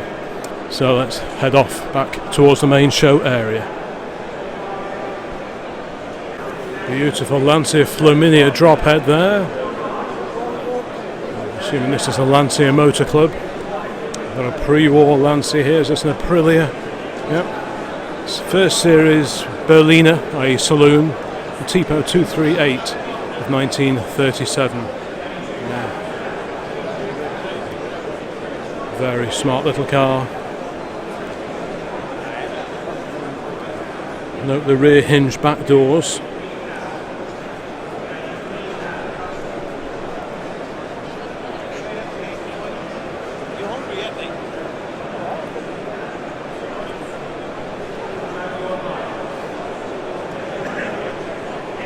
Sticking with Lancia, Stratos, incredible Stratos rally cars of the 1970s.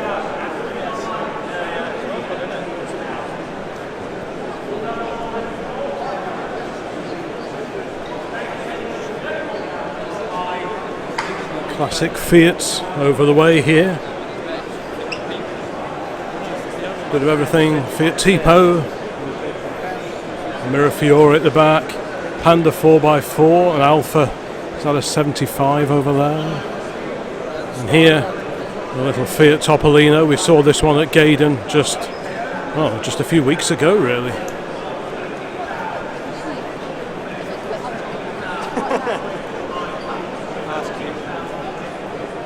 Careful, this chat's going to open from you.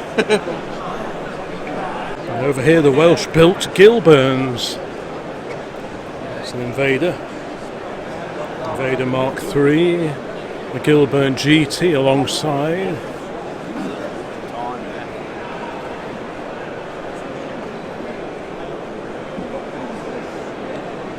How about this? An XJ40 Estate.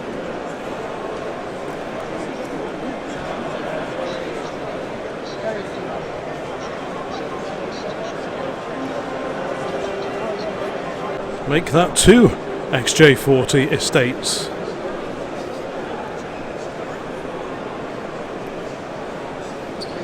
This one a little bit curvier than the other,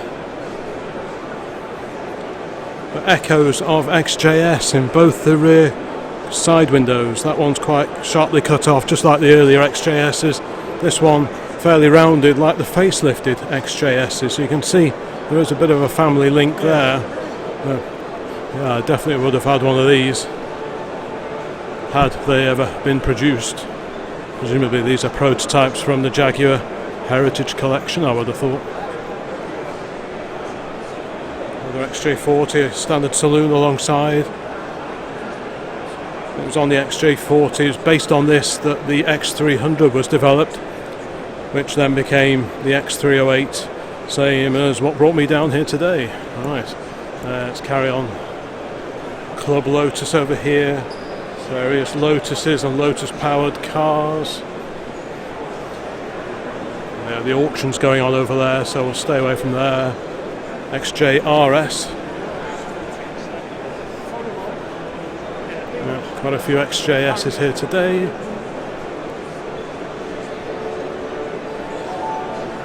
And always E-types. These are E-type replicas, the Challengers. I think we're in Kit Car Corner. We've got, I think, Panthers over there. Another XJ40 over here. Is this I think this is a Daimler.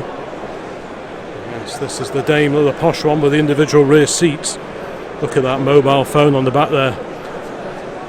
The brick type mobile phone of the 1980s. Yeah, all very sumptuous and inviting in there.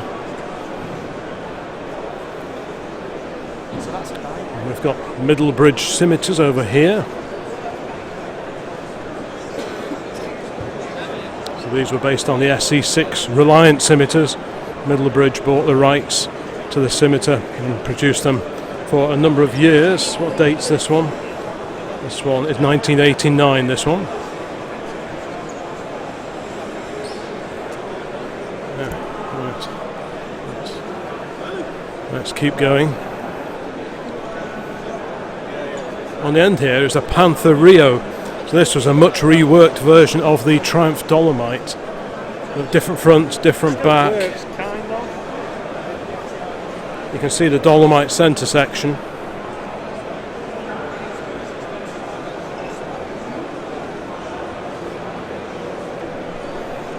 Let's have a look round the back. The vinyl roof. XJ fuel filler on the back wing there. We'll just sneak through here. Yeah, very modified rear end when compared to the original Dolly. Just had a quick battery change. I'm on the last battery now, so I'm pretty sure those are TR6 backlights. Centre section same as a dolly, but the front and rear very, very different.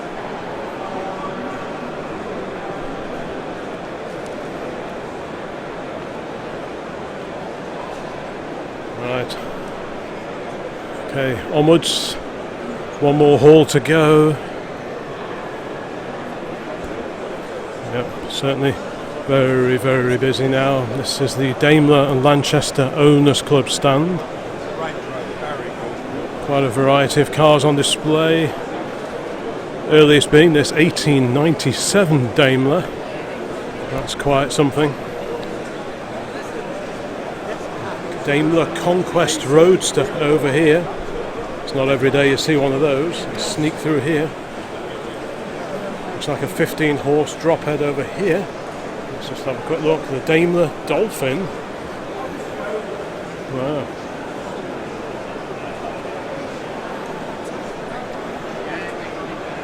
Certainly some rarities here today on the Daimler stand, but let's go and have a look at that veteran, the 1897 Daimler, the Grafton Phaeton, the oldest surviving Coventry-built Daimler car.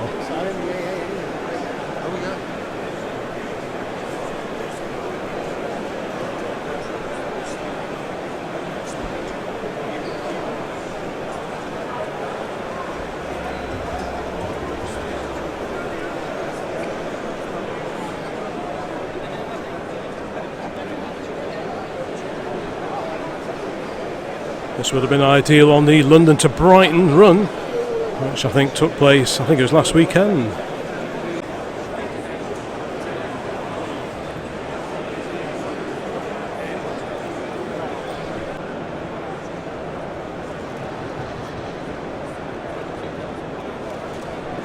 That's really nice actually, it makes up the time.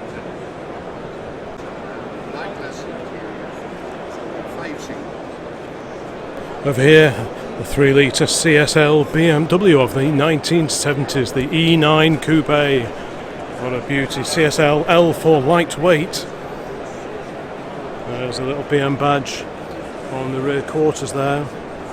And if this was a sunroof car, which it isn't, but some of the E9 Coupes were sunroof cars, and of course with a sunroof you have to have sunroof drains, and typically they run down pipes down the windscreen pillars and down the rear pillars on pretty much any car. But on these, if this had been a sunroof car, the rear drain for the sunroof comes down here and actually exits under the badge there, which is something I never realised originally. So clearly that's not the case on this car, but on many of your regular CSs, CSAs, CSIs with a sunroof, the drain exits under the badge there. So that's quite a neat little detail. And if we go over here, I spy a race prepared M3. This is a car that featured on the channel many years ago. There's a brief on-board video in this exact car at the Cholmondeley Pageant of Power many moons ago, back I think in 2009. I took that particular video. It was sat in the passenger side of this exact car, and the noise was just something else. Ex-Roland Ratzenberger car this was. Yeah, sat over there, clinging on. The noise was something else, and it went like stink. If you search for BMW M3 on the channel, you won't find many videos about BMW M3s on here, but you'll find it on there. It's only a very short video, on-board clip, but that was certainly quite a memorable run. Still with BMW, but somewhat older. There's this Fraser-Nash BMW 319/45, and there it is at Brooklands in 1936. It was on the RAC Rally in the same year. It's certainly got some interesting history. Next to the lovely BM there, we have a 700 Coupe. Not exactly a common sight either. The 700 Sport Coupe, in fact.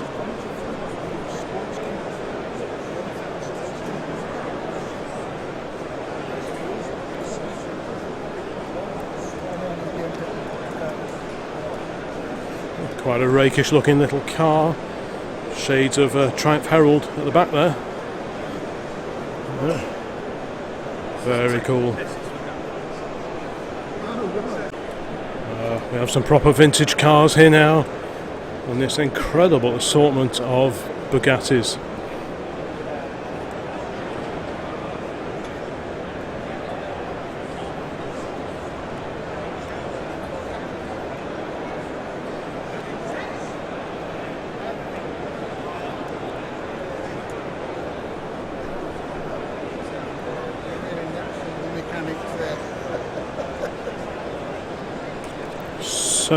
So original. Look at that original seat, if only that could talk.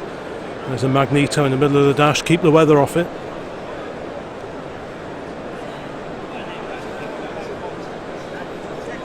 Stunning wheels, cast aluminium wheels incorporating the brake drum. You can actually see the brake drum on the inside of there.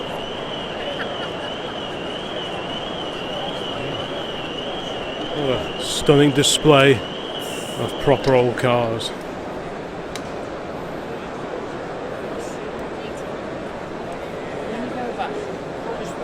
I think this is a Type 51 over here. Oh, it's a 37A, I tell a lie.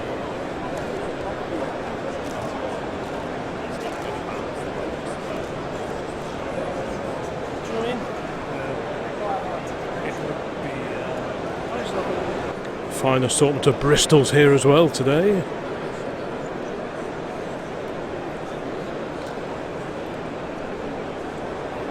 But this is a Gordon Keeble.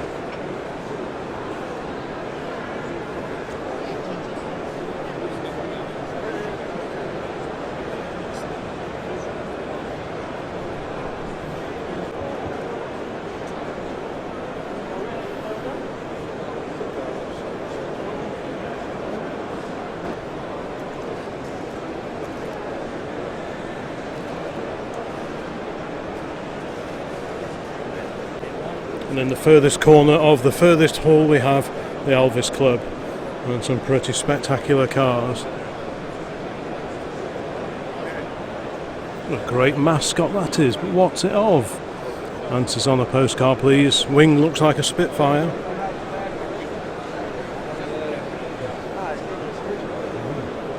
What a beauty that is. Looks like very old paint on there, polished through in places. Some lovely patina on there. Drop head with the dicky seat in the back as well. Wow, how original does that look?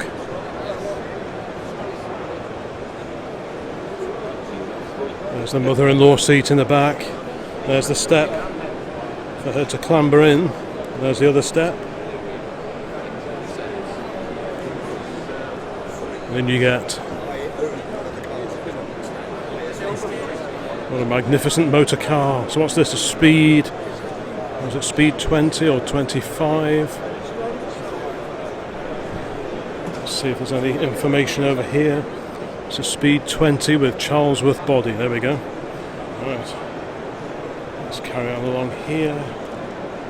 TD 21. Don't forget there's a video all about barn find Alvises which I recorded about a year ago now elsewhere on the channel. So if you like these magnificent British cars, please check that video out when you're finished here. Search for Alvis, should bring it up. Yeah, some real Bobby Dazzlers around here. So the Morgan Sports Car Club is over there. The AC Owners Club.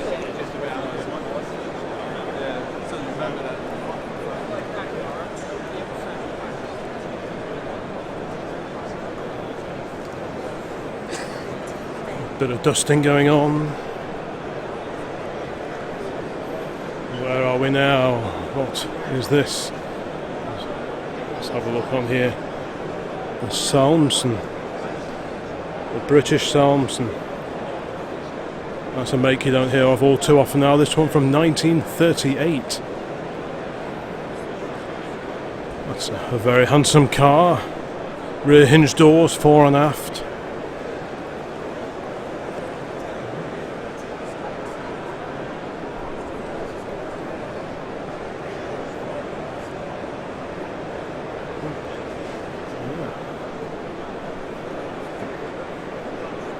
Down to the last battery now, so I'm having to be a bit choosy, but what a beautiful assortment of cars. 1934 British Somerset S4C 1270 Sports. And again, this one looks to be in super original condition. What a beauty that is. Right, let's carry on.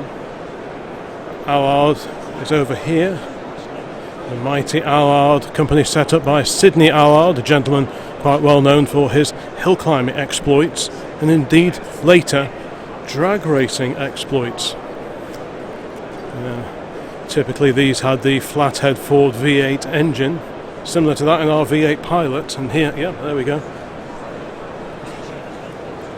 A trusty old Ford V8. I've spent a few hours staring at one of those over the last few months. Somewhat perkier state of tune, I imagine, compared to our venerable old Pilot. Right, let's see what else we've got to see here today. This incredible car is the Pick, an amazing vintage special.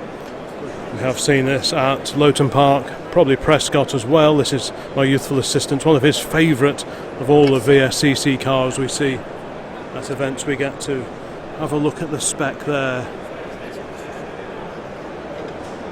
Made up from many vintage parts. What an incredible car that is.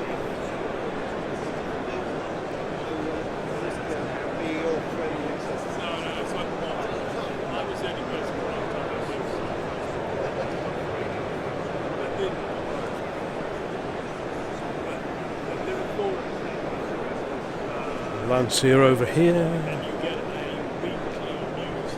Certainly if you like your older cars, the theme to be, or I suggest, actually head over to Hall 1 first of all, because this is where you'll see the really early stuff. This is a car we've seen competing at Lowton and Prescott on many occasions.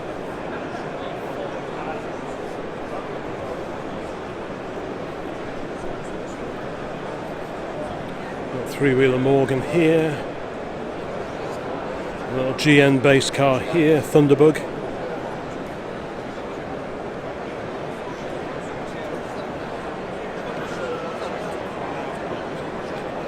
Next to that we have the Jensen Owners Club. Got a 541S here. This is quite a late 541, built shortly before the CV8 came along. The earlier 541s, they have like a opening and closable front end. You can sort of rotate the front to alter the cooling, but these later cars, the 541S, just had this fixed grille arrangement. Yeah. Great looking car. Lovely thing. Right, let's carry on, see what other cars. We've got Di Tommaso over here. I think that's the Longchamp. The Pantera. Make that Panteras of different ages. Later ones had all these extra wheel arch extensions and so on. Interceptor convertible over here.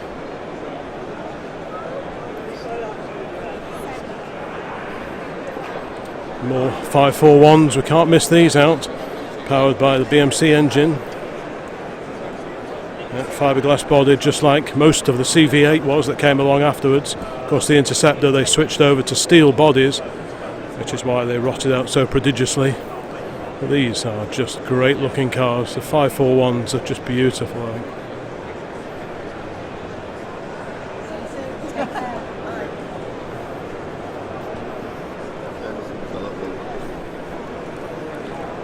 Next up we have the Aston Club.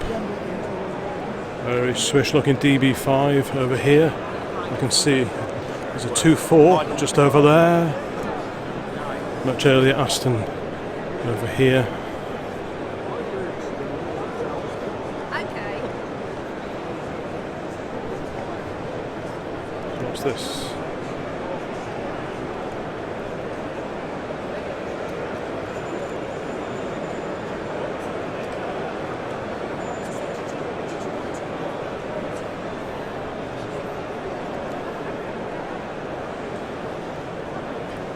Definitely quite a few of the more vintage era cars are tucked away over here in Hall 1. It's slightly quieter over here as well, so if you prefer older cars, I would suggest this is the place to head first of all. And here is that grey DB24.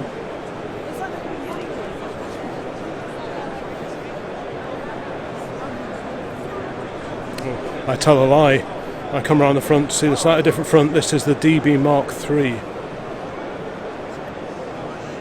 This is slightly later, I think, than the 2.4. Let me have a look. Yeah, DB Mark III. Different front end on it compared to the earlier 2.4.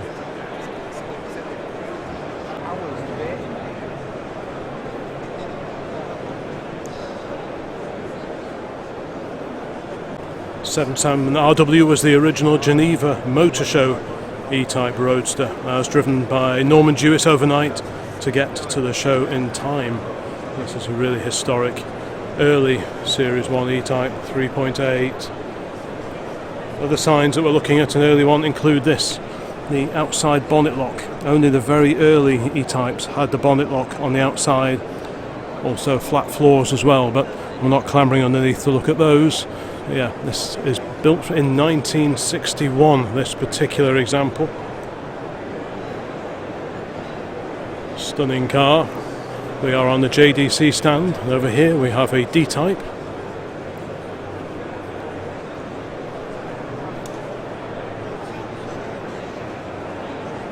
What an incredible car.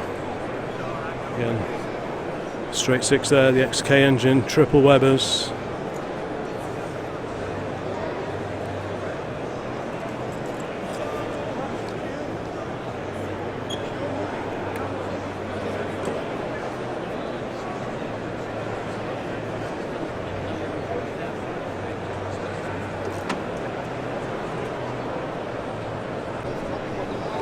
This over here is the original Maserati Quattroporte. Quite an exotic sounding name. Quattroporte is literally 4 doors.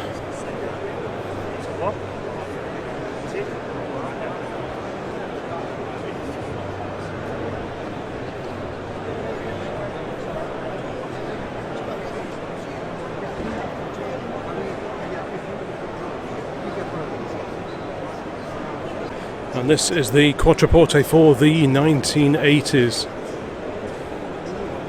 Somewhat squarer. Series 3, bit of info here, 1979 to 1990. Front end styling very similar to that of the bi-turbo of the 1980s. You certainly get a variety of vehicles. One minute you're looking at Maserati Quattroportes, the next minute you're looking at a Vauxhall van.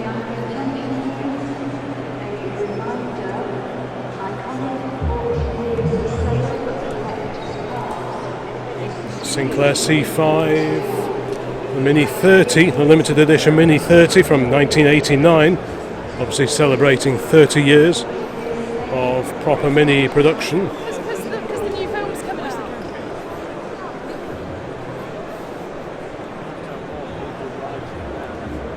And over here, another good old Austin A35 van, bit of a Wallace and Gromit vibe going on here.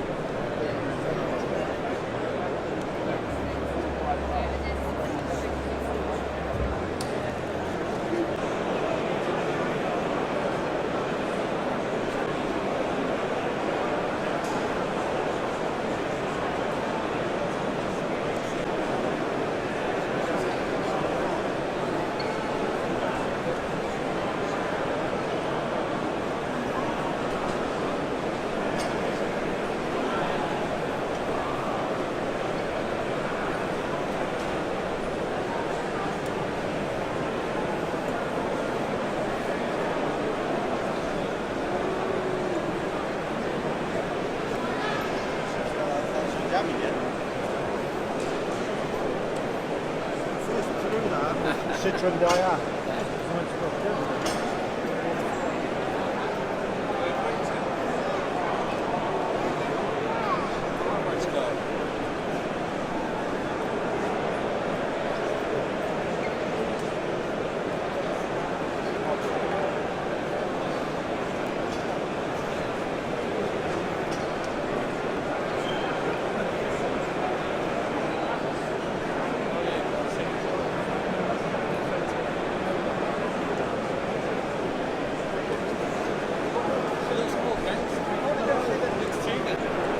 If you've ever wondered what an XK Jaguar looks like without its body, well, here you go. This is the chassis and running gear of an XK 140, mid-restoration at the moment. You can clearly see the really hefty chassis that sits underneath those curvaceous Jaguar lines. There's the twin cam XK engine, very smart set of tubular manifolds on there, manual gearbox. This one has an electric power steering conversion, just to make it a little bit more manageable in traffic, I guess.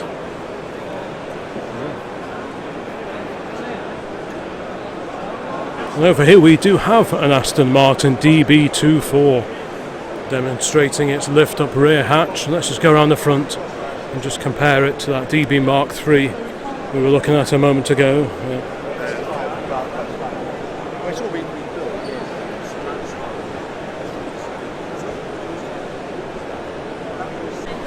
What a super looking car that is. This is the stand for the Aston Martin Owners.com, which is an enthusiast group, mainly online, set up with keeping these beautiful old cars on the road.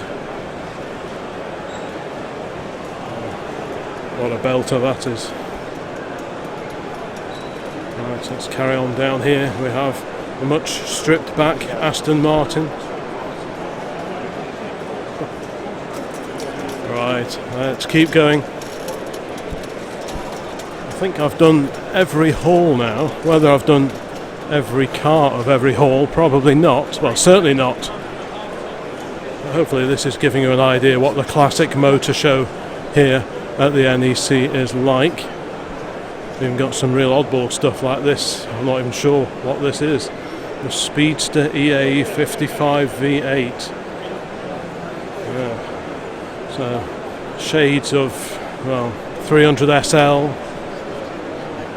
but scissor doors, shades of the old SLR. Yeah. Certainly different. Right, what else can we see over here? The Metro City.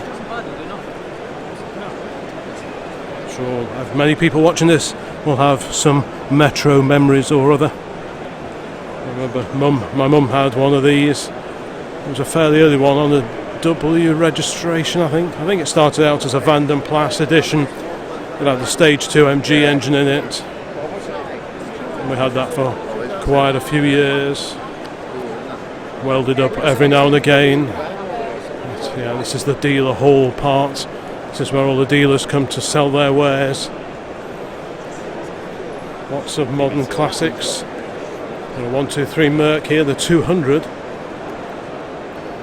Jag X Type. E46 BMW Coupe, the 3 Series. All quite modern, so let's keep looking for some of the older cars.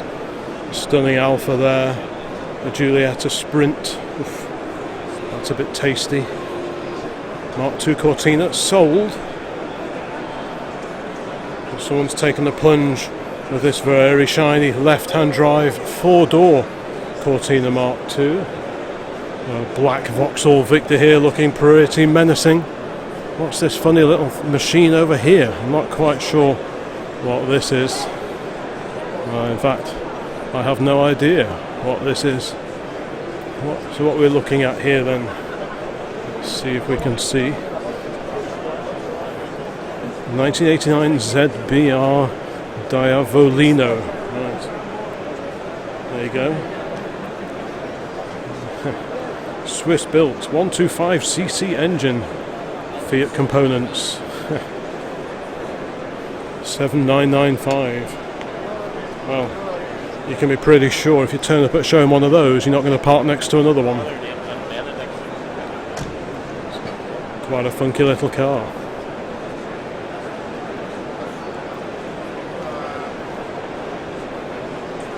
Right, let's keep going this way. Rover P6 Club over here. Lovely grey Rover 2000. Very nice too, 1964. If you go back to much earlier in this video, I pointed out the rear of a somewhat wide 6 Series BMW, and here is the side-on view of the same car, the Koenig modified 635 CSI from the 1980s, and companies like Koenig and Zender produced all sorts of body kits available for BMWs and Mercedes in particular.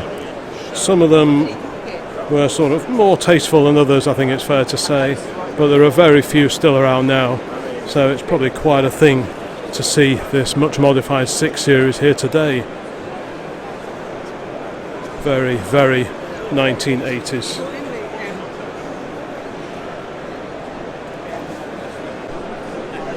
Over here we have a Rover P2, but unlike most of the P2s that we see at shows, this is the two-door coupe, and you don't see too many of these. Very sleek little car indeed. Huge door either side. Presumably the same running gear as the regular saloon. This is a 10 with various different engine sizes produced as part of the P2 range. This is a 10 horse, which I think was the smallest engine of the lot. What a super looking little car.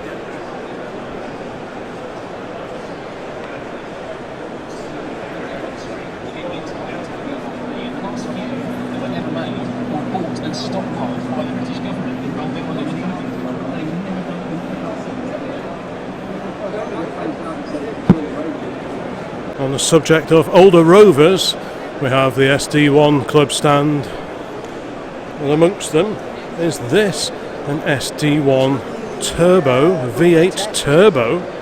Wow, never ever seen one of these before. Yeah, that's a new one on me, that is. Turbo either side, so you got one over here, because of course it's a V8 engine, so 2 banks of cylinders, and over on the other side, if we just wander around here, we just nip round here, there we go, and there is the other one.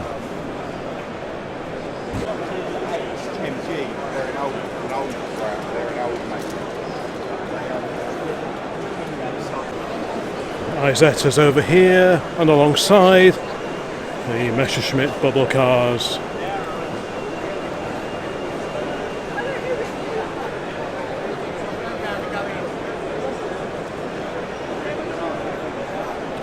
This car and driver were here at the first show at the NEC 40 years ago, because the NEC Classic Motor Show is celebrating its 40th birthday apparently this weekend.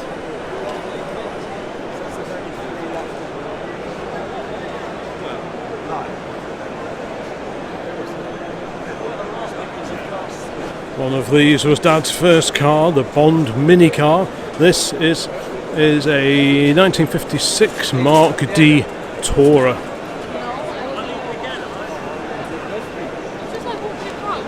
Pretty sure these you had to pop the bonnet up just to kick-start them into life.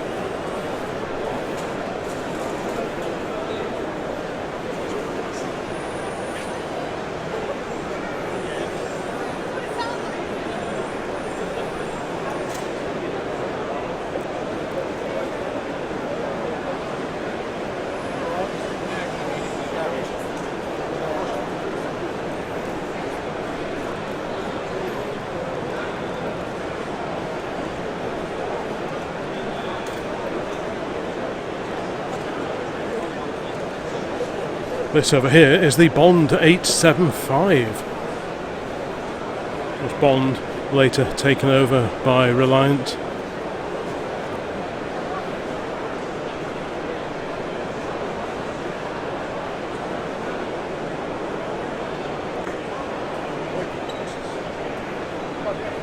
people, when they see them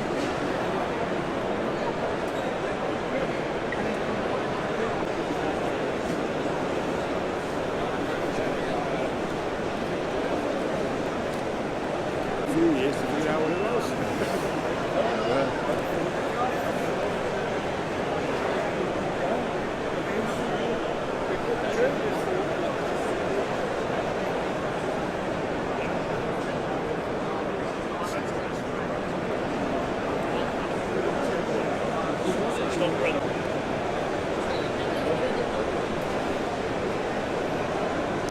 Look at this beauty from the Second World War, the amphibious duck, the DKW. For many years someone operated one or two of these on the Thames doing pleasure rides. I don't think that's still the case now, but certainly an impressive bit of kit.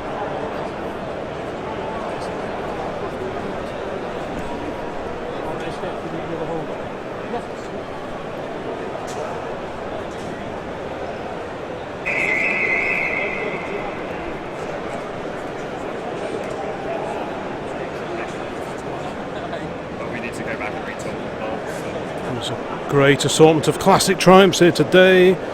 Here we have, I assume, it's either Mark IV or a 1500. Quite an early Triumph Herald here as well. I mean, these were introduced in 1959 as a replacement for the standard pennant.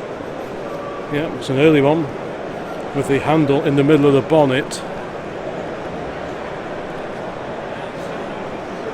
So that was dropped fairly soon into production. A Spitfire in many pieces.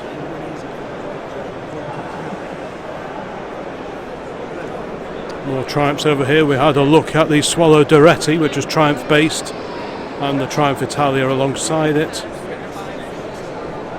Great looking fastback TR here.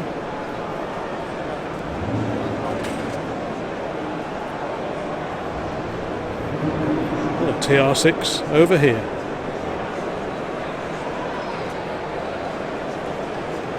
In their distinctive lilac colour scheme, we have a whole gathering of Morris Minor Millions to celebrate the million cars produced.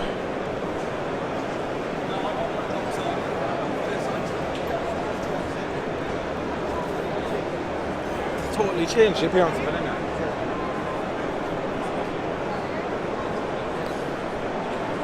There is that moulding that I was talking about when we were looking at that very early MM, and it didn't have any of this around here. The roof just came straight down to the back panel.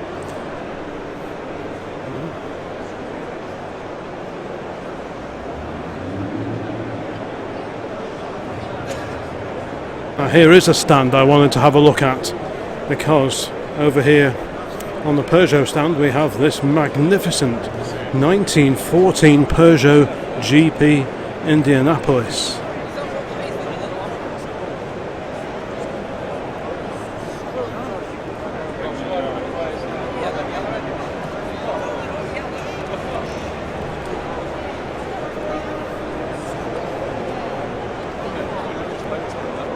One of Ivan Dutton's creations. Check out his YouTube channel, Shed Racing.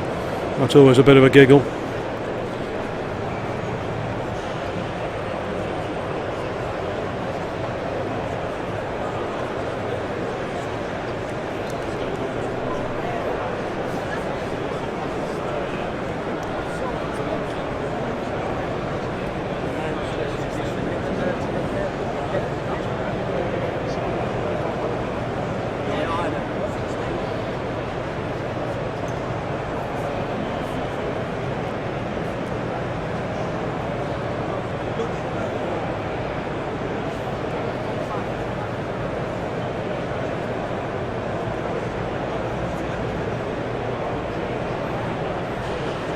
Look at this, a 404 pickup.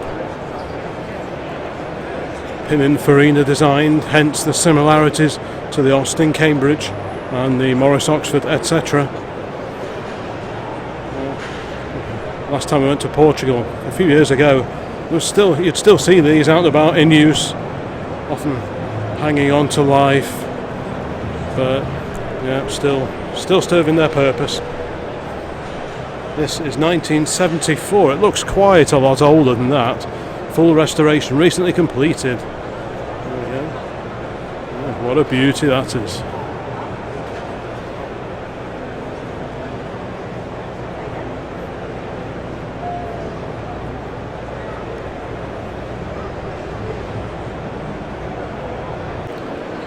Mrs. OCC's first car, the Talbot Horizon.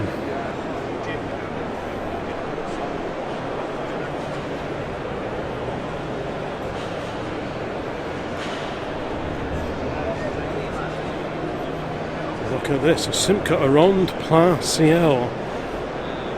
Occasionally one of these pops up at some of the shows nearer to us. I've not seen this black example before. Bodied by, I think it was by Facel. People behind Facel Vega, of course, hence the similarity in the styling. Just beautiful car.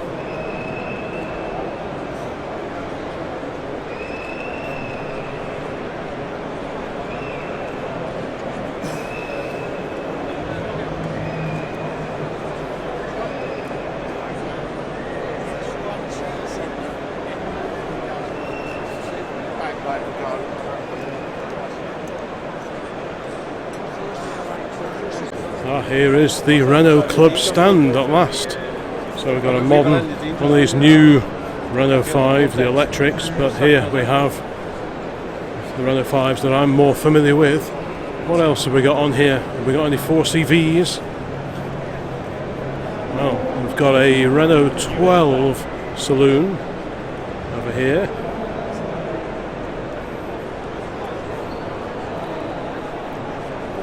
Alpines over in the back there. Yeah, the good old Renault 12. Clio Williams. And we have, well, not a 4CV, but we have a Renault 4. And it is quite an early one with that early style front on it.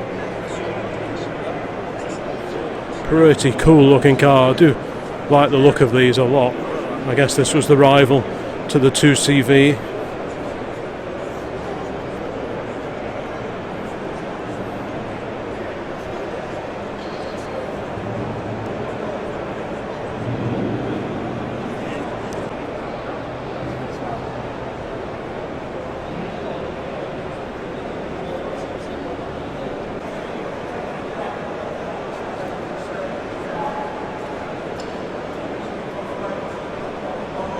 There's a nice old rare girl, a 1939 Singer. A spot of information in the window. Here we go, 1939 Singer Super 10 Saloon. A very rare saloon, rescued from the back of a garage where it had resided for over 20 years. Yeah, very, very unusual car. So presumably someone bought it and then pretty much straight away had to put it up on blocks for the duration of the Second World War, because fuel was very, very restricted, the availability of. So most of the cars like this would have been laid up, put on bricks for the duration of the war, and then dusted down after the Second World War. Looks all very super original in there. We like a bit of that.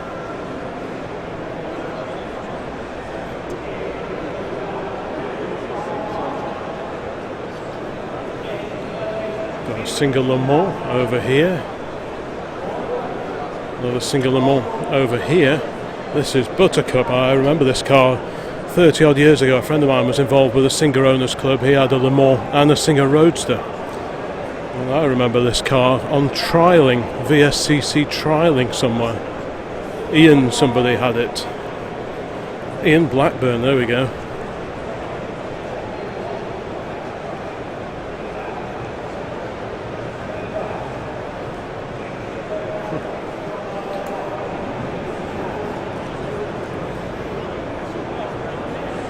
Very much a rival to the various MGs in the 1930s. Over here, the Singer Gazelle. This was based on the contemporary Hillman Minx, This was very much more upmarket though than the Minx. Metallic paint, extra gauges, extra chrome. This is probably a fairly late example of the Audax era, AUDAX, the Audax era of Singer Gazelle. By this point in time they've got a lot more squared off roofline compared to the earlier cars, which had curvier roofs and a wraparound back window on them. This one's in beautiful condition.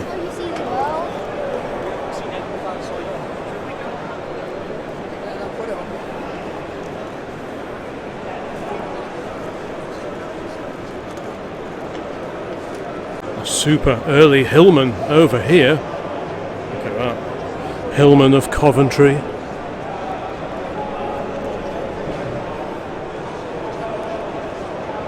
We've got a 4-cylinder side valve engine there. What a beauty that is.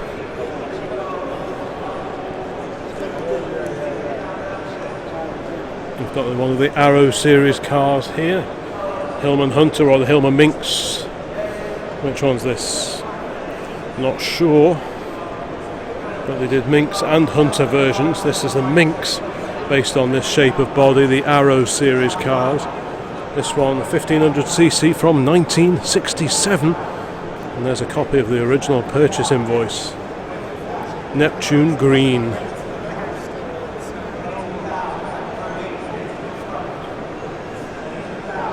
It's rare to see one in this condition now.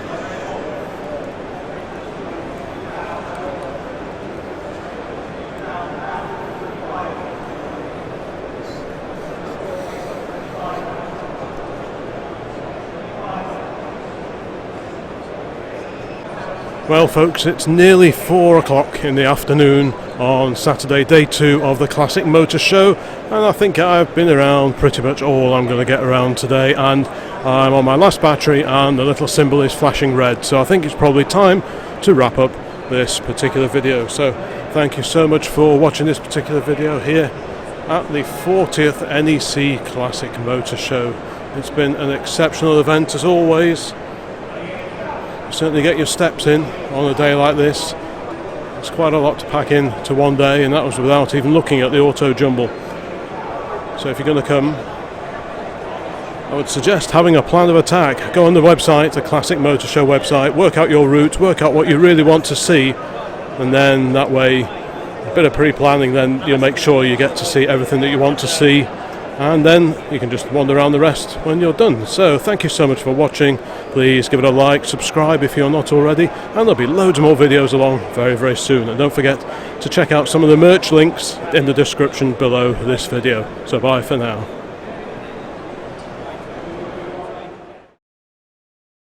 Right, now, last question, whereabouts did I actually park?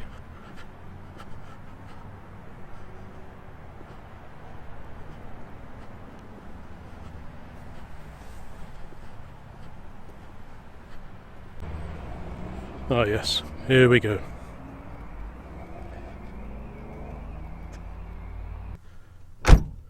Phew.